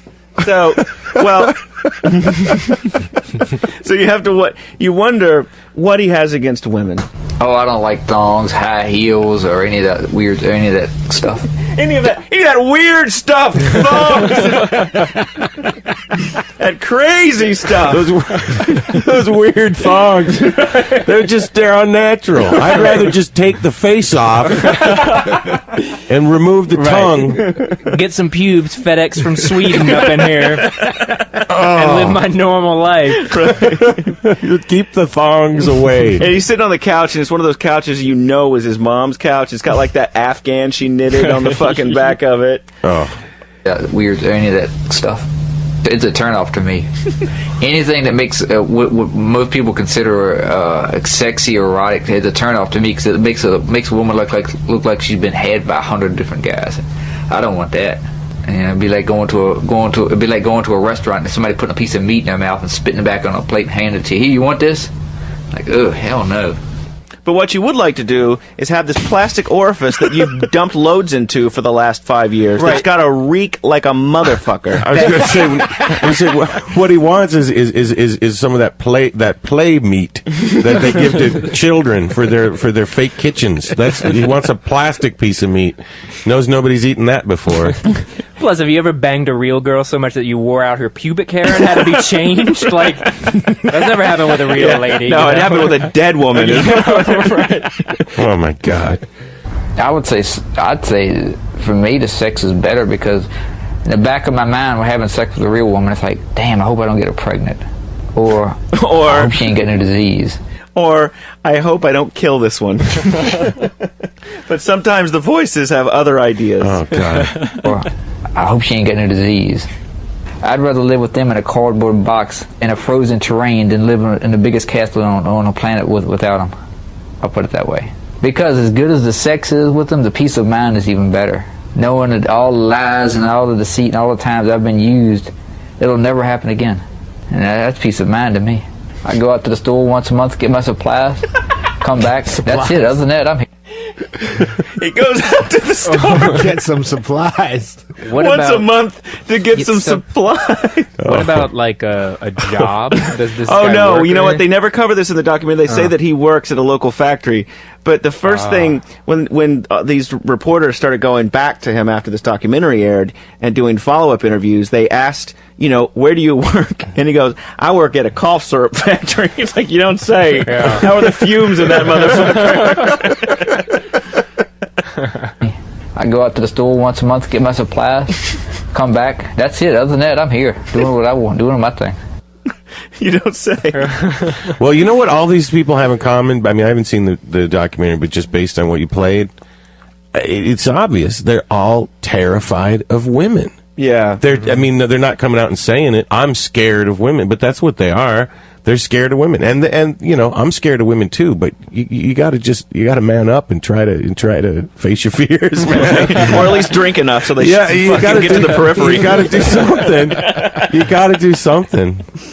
So we got one last clip about this Real Doll documentary, and it's one of my faves. And then we'll get Dirty Diamond on, who's going to come sing some sort of song that's hopefully offensive. But these dolls need to be shipped for repairs occasionally. So they show some of these guys that have their favorite real doll, and the Dave Cat guy that we talked about earlier, whose parents are disappointed in him, had to ship Shi-chan or Shaniko or whatever back to this guy who all he does is repair real dolls. So they show him grabbing the doll out of the crate and taking it to his garage to fix it. Some of the things that I do are minor, small cuts, replace teeth, replace the vagina lip. Replace teeth? Evidently. And now that I think about it, this goes back to Todd's fucking comment. People are beating the shit out of these dolls. Yeah. They are strangling the fuck out of them, knocking their fucking teeth out, bitch! Yeah, I bet you they Don't you are. ever talk to me like that again. I bet you there's some repairman out there who's saying, I got another one from this same address with the same exact bullet hole right in the same exact spot. When you came in that he was repairing, I thought you were going to say like he put a stitch or two in it to tighten it up. No. Yeah, he's putting teeth back in. Oh my God. You know what's funny is and it shows him the first thing he gets the doll out of the shipping crate. The first thing he does, the first place he checks, the vag. Yep. Minor, small cuts, replace teeth, replace the vagina lips. Those are small jobs. It looks destroyed to me. So he's looking at the vagina. Shit. I'm running out of vaginas.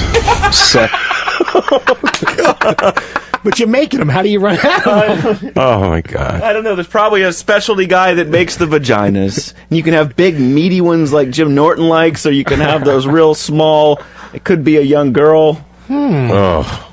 Destroyed to me. Shit. And I'm running out of vaginas. Sex in itself is almost like a violent act.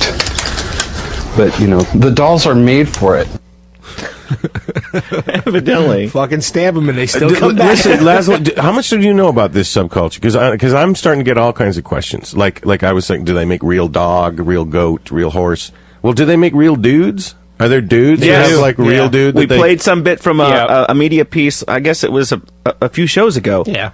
that they started, the same company's making real dudes now, and these 3 chicks tried it out. They're like, yeah, it's nice. He doesn't talk. But the thing is that they're so heavy, his bitches can't move them. No. So you just got to sit it down and kind of sit on top of it, I guess. Yeah. Well, I'm just saying, if they Well, he's make gotta real be on girl Viagra. and real dude, somebody out there in Taiwan somewhere, or in Thailand, someone's making real 4-year-old. Yeah. I mean, I guarantee it. And that's just wrong. Yeah. Actually, it is not wrong. I would actually say, Wait, hold on a I'm going to second. go so far. I'm going to change my mind about that. I'm going to go so far as to say, I may like fucking. He's going to change his no. mailing address is what he's gonna change. No. What I'm saying is, I think it is better to fuck a doll version of a 4-year-old than a real 4-year-old. Well, that's what I was saying. Yeah. When people get it out of their system. I'm going to go out on a limb and say that it's actually better to not fuck real I got a children. question for you. But is that illegal? If you were home alone and you had one of these dolls, are you going to check it out? I mean, no. I'm not going to fuck it. No. I mean, honestly, like if I was horny and I was alone, I would much rather just like have something happen in my imagination than like climb on a dead piece of plastic machinery. I'm giving it a whirl. Really? I said it before. I'm giving it a whirl. All right. Well, maybe you got this. You could probably get some kind of sponsorship thing through the radio show. Share the weed with her. It's all for me. Yo, this is the perfect woman. She doesn't smoke any of your stash. Do they make a real girl who the whole back of her head is just a bong? That's what they should do. A hookah. Brian in Fargo, what's up? You're on the Lazlow Show. Yeah, I don't think it's so much that they're dolls. I think these guys are closet necrophiliacs. Yeah. Maybe. Yeah, there is an element to like they may just enjoy fucking dead people. You're right. Punching out. So how many more breaks we got to do, Darren? This show's flying by, dude. 2 more breaks? Well, you know what? Let's do a quick break, and then we'll bring in Dirty Diamond, who is gonna sing some Neil Diamond song. All right. Well, thanks for having me on again, guys. Are you gonna leave? Here. You gotta get going. Yeah, I gotta go fuck a human being. She is pretty. Your girlfriend's yeah, cute. she's cute, Deviant. yeah. Right? Yeah, and she actually talks. And now she knows it because we knew you when you were single, right? Well, she's actually my not girlfriend. She won't be my girlfriend. What do you mean? I've asked her to be my girlfriend. She says she's not interested in having a boyfriend. Interesting. So, Wow. so it's kind of like having a real girl. You know, right? She's looking kind of awkward out there. There's no demands. So she doesn't make any demands. She's kind of like one of those robots. Yeah, well, except she actually talks and is capable of eating food. Have your chances increased or decreased after doing this show? I have no idea. Yeah, probably decreased. Thanks for coming by. All right, dude. no, thanks for having me, guys. Good to see Anytime. you. And Thanks for coming in, Todd. The website is theonion.com. Yeah, www.theonion.com. You've been writing for them long since it started in. Well, not since it started, but for a long time. Yeah, in Madison. When yeah, it and started. I should just say there's a new book coming out on October 31st called Our Dumb World. It's a complete atlas of the entire planet, and you should check that out. Cool. All right. Thanks very much. Thanks This a is lot. the Thank Lazlow you. Show, episode 29. We'll be back after this. I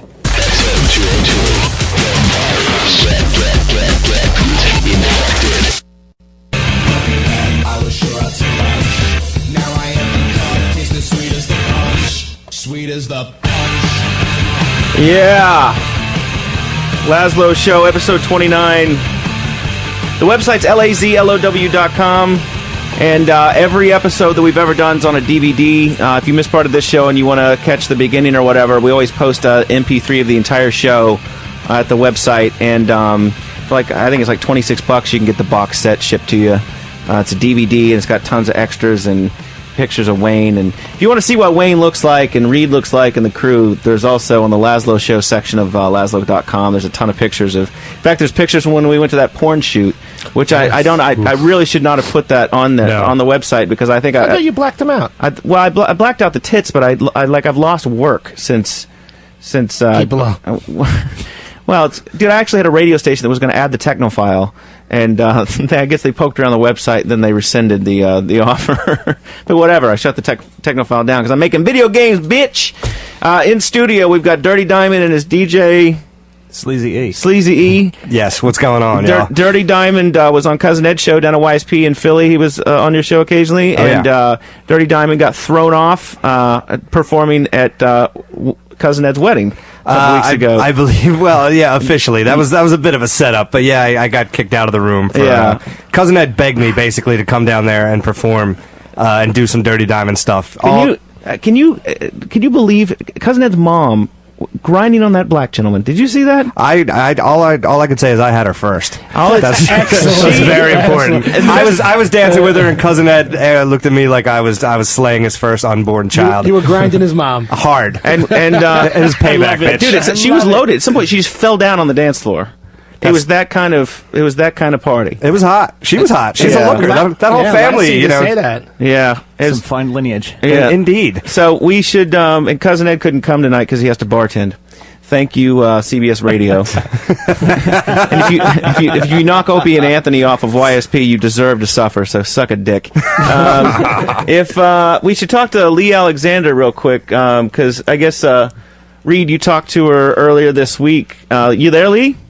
Yes, hi, how are you? Hi, so Reed tells me that you are like an expert on video games in Japan. Yeah, well, I wouldn't say I'm an expert, but I do a little column and a lot of writing that revolves around, sort of Japanese subculture-oriented video games, and he told me you guys were interested in kind of weird ones, and I had some stories. It fascinates me. The whole Japanese sort of Asian culture is bizarre to me because, in fact, on the front page of the New York Times today, there's an article about clothing in Japan that you suddenly can whip over your body and you'll look like a Coke machine. And they're doing Just in this. case. Yeah, they're doing this. No, because they say that they're so freaked out about crime in Japan, even though the crime in Japan is 1/7 what we have here in the United States. That they've got these kits. If you go to the New York Times, it's on the homepage. It's on the front today. They've got these kits where you can suddenly camouflage yourself as a Coke machine in case criminals come by. How dumb is that criminal going to be? I don't know, like if the crime rate is that low, then maybe the Coke machine should be worried about criminals like beating on the machines to get cans or whatever. That maybe that qualifies as crime. I don't know. Yeah, the woman who's making these things, she's selling them, and they're selling well. She says that the vending machine disguise was inspired by a trick used by the ancient ninja. Or I guess yes. I always remember that in the Bruce Lee movies where he pretends to be a fucking soda machine. You must learn the way of the Coca-Cola machine. Now, can't you also buy women's little girls' panties in vending machines in Japan? Yeah, we talked about that. Yes. What is going on over there? These people need to get some more ass. I don't know, but when are they going to make that costume? Right. So people who actually want to get raped. I'd be standing on the corner going, put in a quarter. Put in a quarter. So Lee, what is that? Now, I've checked out a few video games from Japan, and they seem like such a completely different kind of gameplay. Oh, it is. It's completely different. And it's funny that you should comment that the culture is so, it's easy to call anything odd that's different, but they have like a completely different set of like norms and mores than we do. And social, like from person to person on a day-to-day basis, social interaction is much more limited than it is here. People are not, it's not as culturally acceptable to be really emotional with people or to be really overtly sexual in public or whatever. So you find that like the more restrictive a social mechanic is, the more like out there the outlets are going to be. So that's why you have all this like crazy business in video games that seems very, very odd at first blush, but kind of makes sense when you think about it. Well, give us some quick examples because we got to get to some. Dirty Diamond's going to sing about vaginas. Oh, fantastic! Speaking of outlets. Right? Well, yeah, no, what I'm talking about is these hentai games. They're these, like, pornographic sexual games, and you sort of play them like they're choose-your-own-adventure novels. Like, you pop them in the computer, and the story just scrolls by, and basically, the game always features some loser who has sex with, like, 10 different women and their sisters and their moms. And, right. Yeah, and that's the game. That's the whole game. And a radioactive plant. Our definition of loser is definitely different. Yeah, exactly. Well, what about the game where you spy on women in toilets? That's the object. Oh yeah, that game's called Water Closet. It's very yeah, basically you're playing some kind of like bathroom stall pervert kind of guy, and there's like a tampon scene, and that one, I try to be this very like sexually open-minded person. Nothing's weird, everything makes psychological sense, everybody's different, but that one's freaking weird. Like, yeah, they are seriously cuckoo. It's not weird. They're cuckoo for cocoa, dude. It's a video game where you're spying on women in the bathroom. Hey, babe, keep an eye out for the game that's called Grade School Parking Lot, because that's when I want to come on board. I want to up the ante and get to something really interesting. I love Grade School Parking Lot. There's a kid shotgunning beers over in the corner, and then you have to be the man that takes advantage of them. They're actually going to CGI your van to use it. Oh, my rape van? No, they have that. You can go play that. They have that. And the funny thing is, too, is in all these games where the chicks are, like, in elementary school, like, in a lot of hentai games, you can do your little sister and, like... What? Whoa! Hey, now. Oh, that's surprising. No. Like incest is a big one in these games. Like the little sister, even if you can't there's one game that's all about there's a couple games, more than one. There's several that are the object is to tap your mom and tap your little sister, and she'll be like 10, And the funny thing is like, and then a Skinnerd song plays as the fucking game ends. Did all the game makers move to West Virginia? Jesus. Oh. No, like seriously, you'll have this girl that should be like a little 10-year-old plank with like the little completely underdeveloped body, and then like it has like the naked picture of her, and she's like, oh yeah, by the way, now we can do this because I'm 18. Like if they translate it to the U.S., like they completely like try to obscure her age so that you can't, but she's so like obviously not legal, and she's your sister, so. And they're upset at games where you steal a car. I really, really don't understand. Yeah, but when you're stealing the car, you got a prostitute. Yeah. Okay.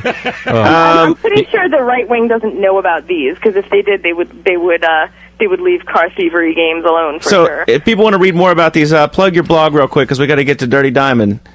sexyvideogameland.blogspot.com. sexyvideogameland.blogspot.com. The name is Lee Alexander, and thanks very much. Have a good night. She sounds pretty sexy. Bye. See you later. Have you ever met her, Reed? Yeah, have you seen a picture of her? Because I might bang her. I'm semi right no, now. I haven't. What does she taste like? A quiet night with her and a couple video games, banging my sister. I'm just like, oh, what am I going to do now? So Dirty Diamond, we are this show. There's just not enough time for the stupidity. He comes. Right. So we're out of time. Bye, Dirty. So I met you for the first time at Cousin Ed's wedding. Yes, we've talked before a few times though. Yeah, I called into Ed's show. Yeah. So Ed told me that you perform at venues and you run around screaming at people in their faces, and then you run up on stage and sing Neil Diamond songs. Well, first of all, we have no idea who Neil Diamond is. All of our songs are original first work. This Neil Diamond guy's been ripping us off for years. That's my story, and I'm sticking with it. Right. Just to set the record straight. But yes, I've been accused of being a lunatic. We just came off our first U.S. tour, which primarily was through the Bible Belt of the South. We just wanted to get the acid test in hard and quick. How did they react to it down there? Like a fart in church. Yeah, well, I mean, it was mixed. I mean, it's every venue we came out of, there were people following us around trying to buy us po' boys and crawfish and shit like that. And other people they eat some fucked up shit down there, dude. God, If it crawls around and has more than 8 legs, those motherfuckers will turn a stew into it. Delicacy. So you'd have those people, and then you'd have people that were Isn't just that like fucking great? Look at Danny. What? What's he doing? I don't know. I see like dry humping going on back there. Danny, what the fuck are you doing in there? Look at him. Dude, he came over to tell me something in the last break. He was standing 4 feet away and reeks of booze. I gotta tell you, I look over there and all I see is grinding going on. There's no grinding going on. Right. We should producing happening. That's what I call it. I'm gonna go home and produce. Producing a boner. Right. So produce some tadpole yogurt. So let's do the song real quick, and so I'm gonna play the song, and you're gonna sing. Is that basically? I can make that work. Do you want me to stand up? Do you want me to? I don't know. How do you perform best? I can do it wherever you want. I can run around this studio, or I can just sit here and try to be semi-behaved. You could maybe stand up a little bit. That might be. All right, we'll make that work. See, yeah, that way I feel like you don't go to too many performances, and the person's sitting down. When's the last time you've been to a Clapton show? That guy never stands. Fuck Clapton, dude. You couldn't pay me to go to a fucking Clapton show. Amen. All right, so we're gonna now. If I fuck this up, just tell me, and we'll. I got no problem telling you fucked up. You were any other sound guy I've ever had. Well, why does it say 25? What track? Oh, wow, you are friends with Cousin Ed. Did you start out playing this kind? Is that you? It certainly is. That was you, actually. Here we go. Ooh, fantastic. There we are. First I was afraid, I was terrified. I thought for sure your nasty uterus was dead inside. I should have fucked you in the ass. I can't believe this did to you. If this is true, there's only one thing left to do, girl. Get that abortion soon. Stay with me, it gets interesting from here on in. Love you so much, can't count all the ways you're 6 weeks pregnant, and all I can say is get rid of it quick. Here I go. Don't understand why you are so sad. A quick suction hose, no need to get mad. You should be glad. Hey, imagine me as a dad. Let's take care of this girl. See me getting into it now, I get hot. Get that abortion soon, please. Try to understand as everybody keeps walking away from me here. That's girl. Get that abortion soon. Stay with me. I'll pay when I can. No need to argue, no need to shout. I know that I lied when I said I pull out, but it felt so good. And now you're crazy, acting all scared. You talk about me like I never cared. You better beware, 'cause I'll kick your ass down the stairs. Don't make me do that, girl. Watch my ass in the back, watch my ass. Get that abortion soon, please. Try to understand.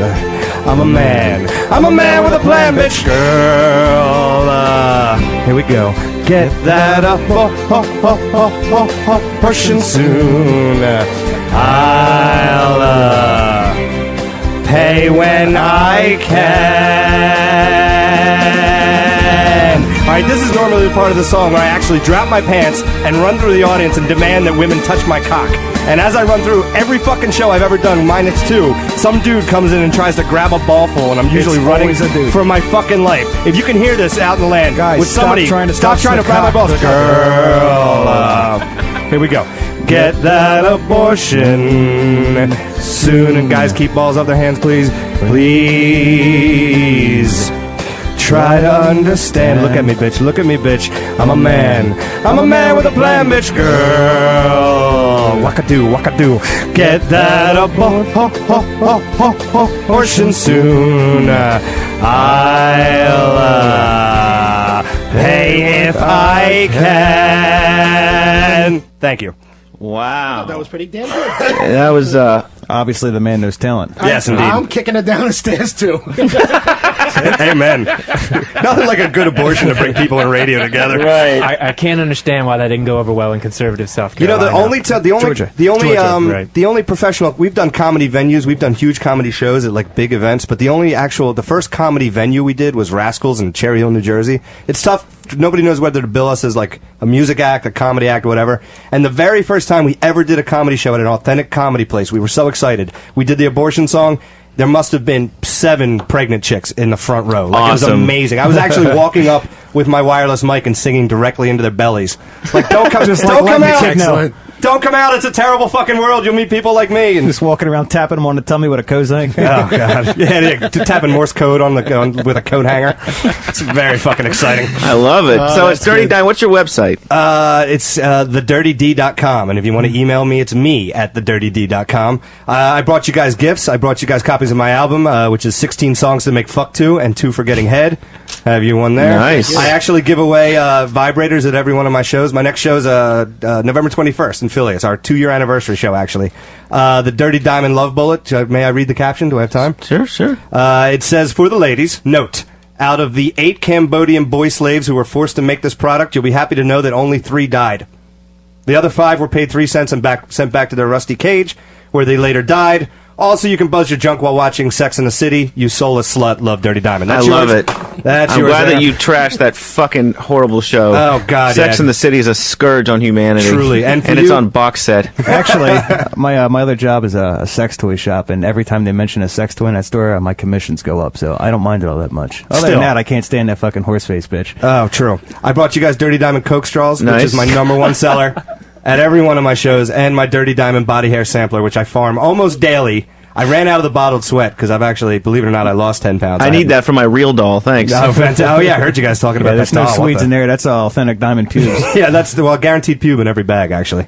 You guys guard as well. So we should maybe do a commercial, and then you want to hang out for a second? We might have time for another song. Whatever you want, man. All right. Are we we have to do another break, don't we? So this is the Lazlow Show, to episode 29 with Big Wayne, Reed. We've got Dirty Diamond here and DJ Sleazy. Look at that. Dude, I never remember guest names. That's good. We'll be back right after this. Really talked a lot. Yeah. Bloodhound Gang. This is Lazlow Show, episode 29. We are quickly running out of time. In studio, Dirty Diamond is hanging out with us, who just did a pretty decent song, I have to say. Did you like it? By the way, you are massively on my shit list. What'd I do? Dude, you texted me this morning at 2:30 in the morning. All right, go on. Right? So and I had a few beers last night, so I just slept through it. So my phone is vibrating on the nightstand like every 60 seconds, and my chick keeps punching me like, fucking whatever that is, make it stop. Make it. And I'm like, what do you want? What do you want? Finally, she was so infuriated, she couldn't sleep. She was up for 3 hours, up to like 5:30 or 6 in the morning. And so today I mentioned, hey, that was that guy Dirty Diamond that we met. He was getting in touch with me saying he wanted to be on the show, and she said, fuck Dirty Diamond in his stupid mouth. Wow. Well, she didn't say that. I sort of embellished, but she's not really listening right now. So. Cousin Ed put the fear of God in me. He's like, oh, by the way, I was supposed to tell you 3 days ago to call Cousin Ed. It's now 1 a.m. To call Lazlow. Yeah, well, you're right. To call Lazlow, right. It's now 1 a.m. Speaking of video games, I have to mention that, I still get shit for the Technophile. People send me free games. I got one in the mail the other day called Plant Tycoon. That's a real-time gardening simulation game that provides the player with a desktop garden that they can nurture in real time. So I guess you plant some shit, and 3 months from now, it's like those people that were really into the flight simulation games. My buddy was into that. He's like, dude, it's great. It's real time. You can fly from New York to L.A. I'm like, wow, fucking 5 hours. Riveting. What do you do? Oh, you sort of put it on autopilot and stare at the instruments. I'm like, that sounds like an awesome game. Awesome game. And you're doing gigs, Dirty Diamond? You're performing around? Yeah, we just came off our first U.S. tour, which was primarily the South. We were basically just a regional act up until not too long ago. It's blowing up way faster than I figured I could get control of it. We've been doing it about 18 months, and it's just been out of control. It's been fantastic. That's awesome. I said Reed was sending me some stuff this week for the show, and I don't know what's going on with the conservative sort of Christian religious guys, but there are more of these fools getting popped like in crazy gay sex rings, and like the head of that major Christian organization was fucking that male prostitute and smoking meth. Yeah. And then there was a guy in Alabama, an Alabama minister who died in June of accidental mechanical asphyxia, was found hogtied and wearing 2 complete wetsuits, including a face mask, diving gloves and slippers, and rubberized underwear and a head mask. So they find this 51-year-old pastor of a Baptist church in Alabama completely covered in rubber and dead. And so the local paper in Montgomery sort of glosses over it and doesn't mention, like how he died. But they did some investigation, and church officials issued a press release asking community members to, quote, please refrain from speculation about what led to his demise, adding that, quote, we will begin the healing process under the strong arm of our Savior Jesus Christ. He also had a dildo in his ass. Nice. Yeah, that's the part that left out there. But how do you get that in there with 2 wetsuits on?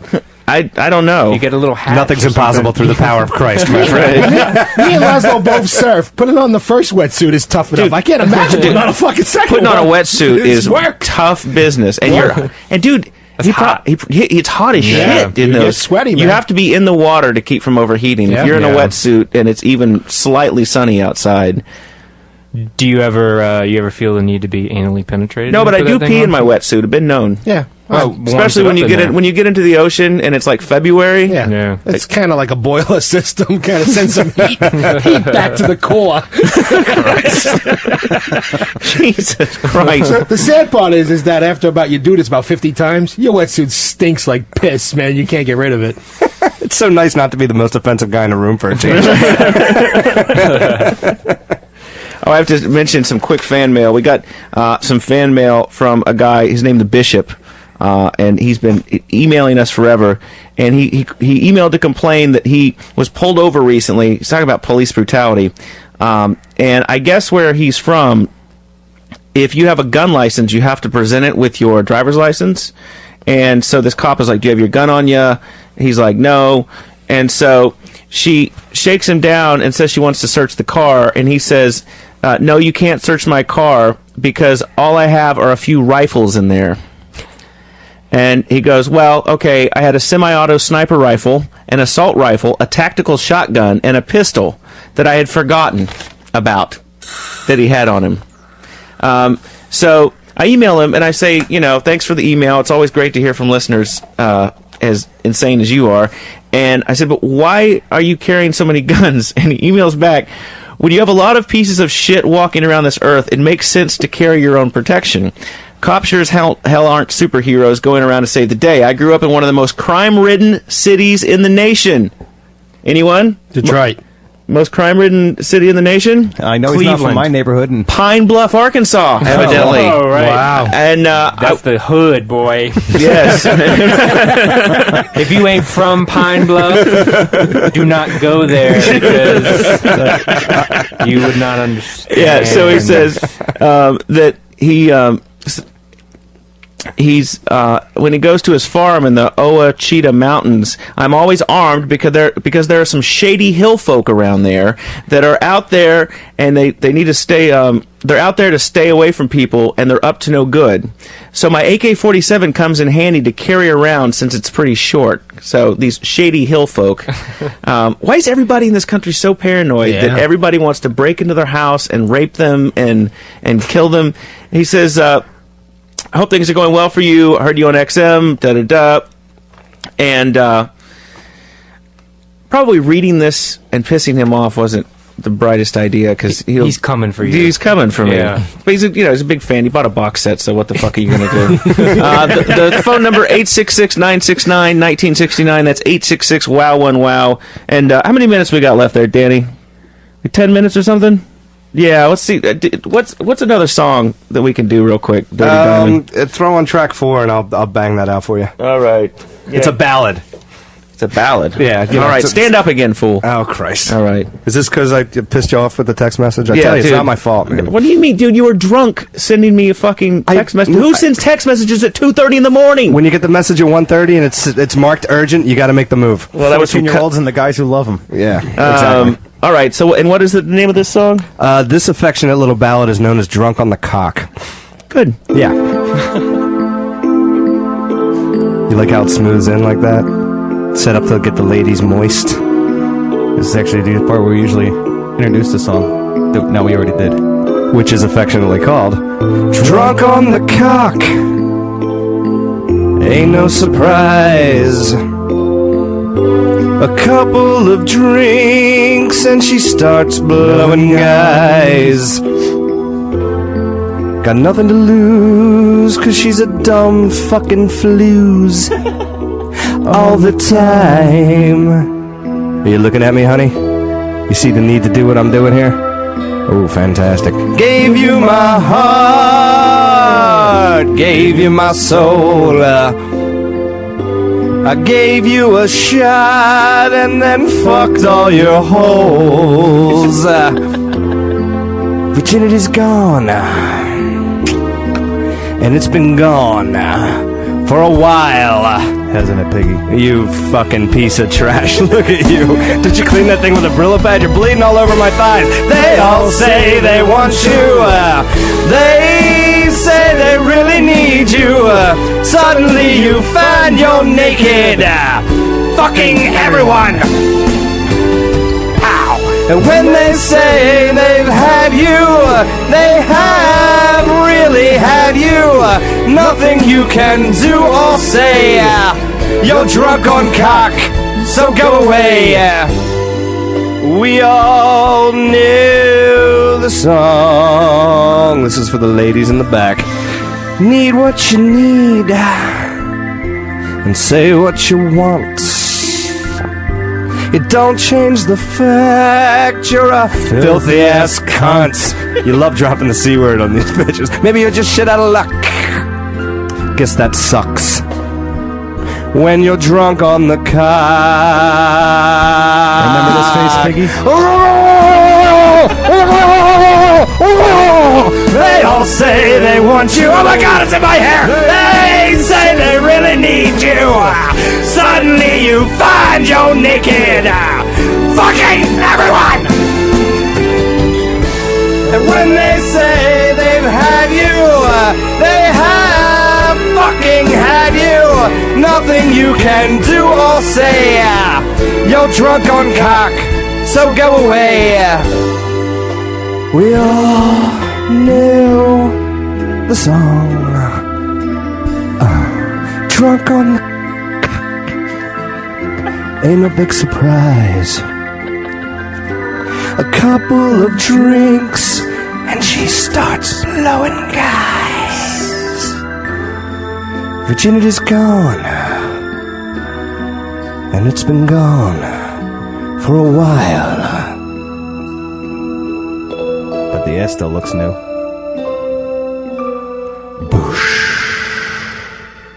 And we lock it down. Wow. That's going to be the first slow song at my wedding. So, thank you guys. It was supposed to be a Cousin Ed's, but yes. Facial expressions are just outstanding. Yeah, it was good. Too bad no one could see the performance. It's like you're coming. But you see one tear is running down Wayne's It's face. nothing better right than there. seeing a man in a black wig with man tits. Hey, this is real hair. It's real hair. And I'm working on the tits, dude. Come on now. Wow, so a B cup. Cousin Ed told me he was really worried that you were going to perform like a full song at the wedding. He was legitimately nervous because it would really offend his new in-laws. He begged me to be there, and he begged me to do a toast. So you tell me what the real agenda was. Yeah, I don't know. When he told you that, were the in-laws nearby? No. Yeah, exactly. It was... What a weird fucking wedding that was. Amazingly weird. It was yeah. I mean, it was a lot of fun. It was yeah, so, it was a lot of fun. Atypical. Yeah, but it was like I was at a high school prom. Yes. Because his wife is 8. Oh, I gotta ask him that. His wife is 8? Scale of 1 to 10, Ed's wife now. Give me a number. Hot scale? 13? Yeah. 13? Dude, yeah. She looked 13 or is she a 13? What 13 isn't a 10? Huh? Except in the Midwest with the obesity epidemic. It must be really tough to be a pedophile these days with the obesity epidemic. Because, man, I go into the South and kids, even teenage girls are fat as fuck. Yeah, but fat girls give the best blowjobs because they're always hungry. But I don't want a... Dude, I got it real quick. If you remember Alex, our buddy Al, who was on the old show and is a sportscaster for several major teams here in New York, so he can't do our show, informed me that he was at a bar 3 weeks ago and a fat girl was hitting on him. So just as a joke, he says, why don't we go into the bathroom? She goes with him. He goes, why don't you sit on the toilet and blow me? So she starts to blow him, and he starts cackling at her. And she's like, what is it? And he's like, I can't believe you'd actually do it. He's like, I can't do this. You're a mess. I can't fucking do this. She was destroyed. Right. He's like 42 and lives at home, but she's the mess. Right. I gotta say, I don't buy his story. No, I don't either. He hasn't gotten a blowjob in 20 years. If he's getting a blowjob, he's keeping his mouth shut and taking it. That's hot. You know, out of all the songs I do, I mean, really offensive songs. I could do a pedophile song called I Love Beautiful Boys. But the most offensive song, the one that clears the room, is my version of I Need a Hero. It's Don't Want a Fat Girl. The girls just line out, fat, skinny, or otherwise. They just bail. Nice. I mean, that's what gets them every time. It's amazing. I thought that'd be the most tame, and the fat issue, man. We are running out of time. Let's give the plug real quick to Dirty Diamond, the website. It's thedirtyd.com, and my email is me@thedirtyd.com. Gives you all the information you need, songs, etc. It's all good. And if anybody wants to call or email DJ Sleazy E and ask why he was talking on top of everybody all night, what? You know, ask him his email. I don't know it. I don't ever email. Dude, it's great stuff. And can you download any of this shit from your website? MySpace. I do almost everything off of MySpace, or most people get it. It's myspace.com/dirtydiamondmusic. That's awesome.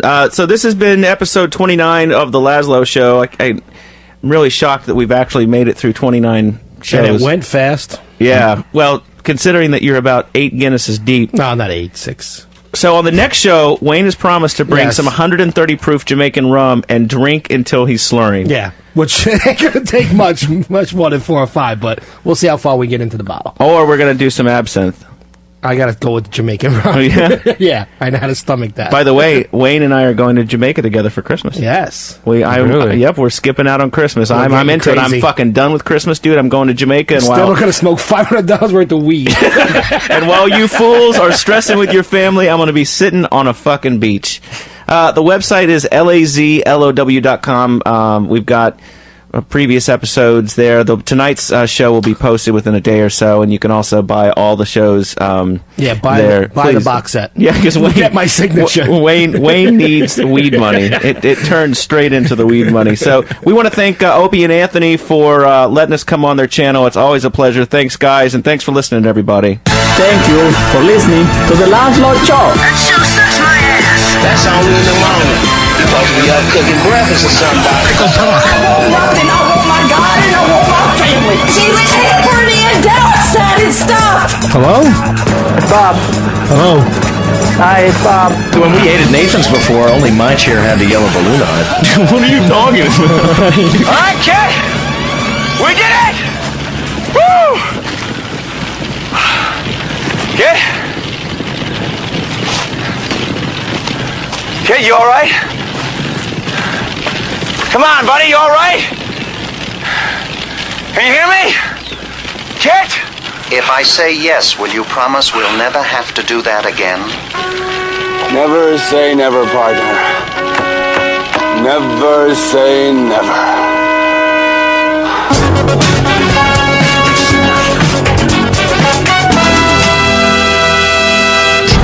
Rock over London, rock over Chicago, Discover card. It pays to discover. This concludes Saturday Night Virus.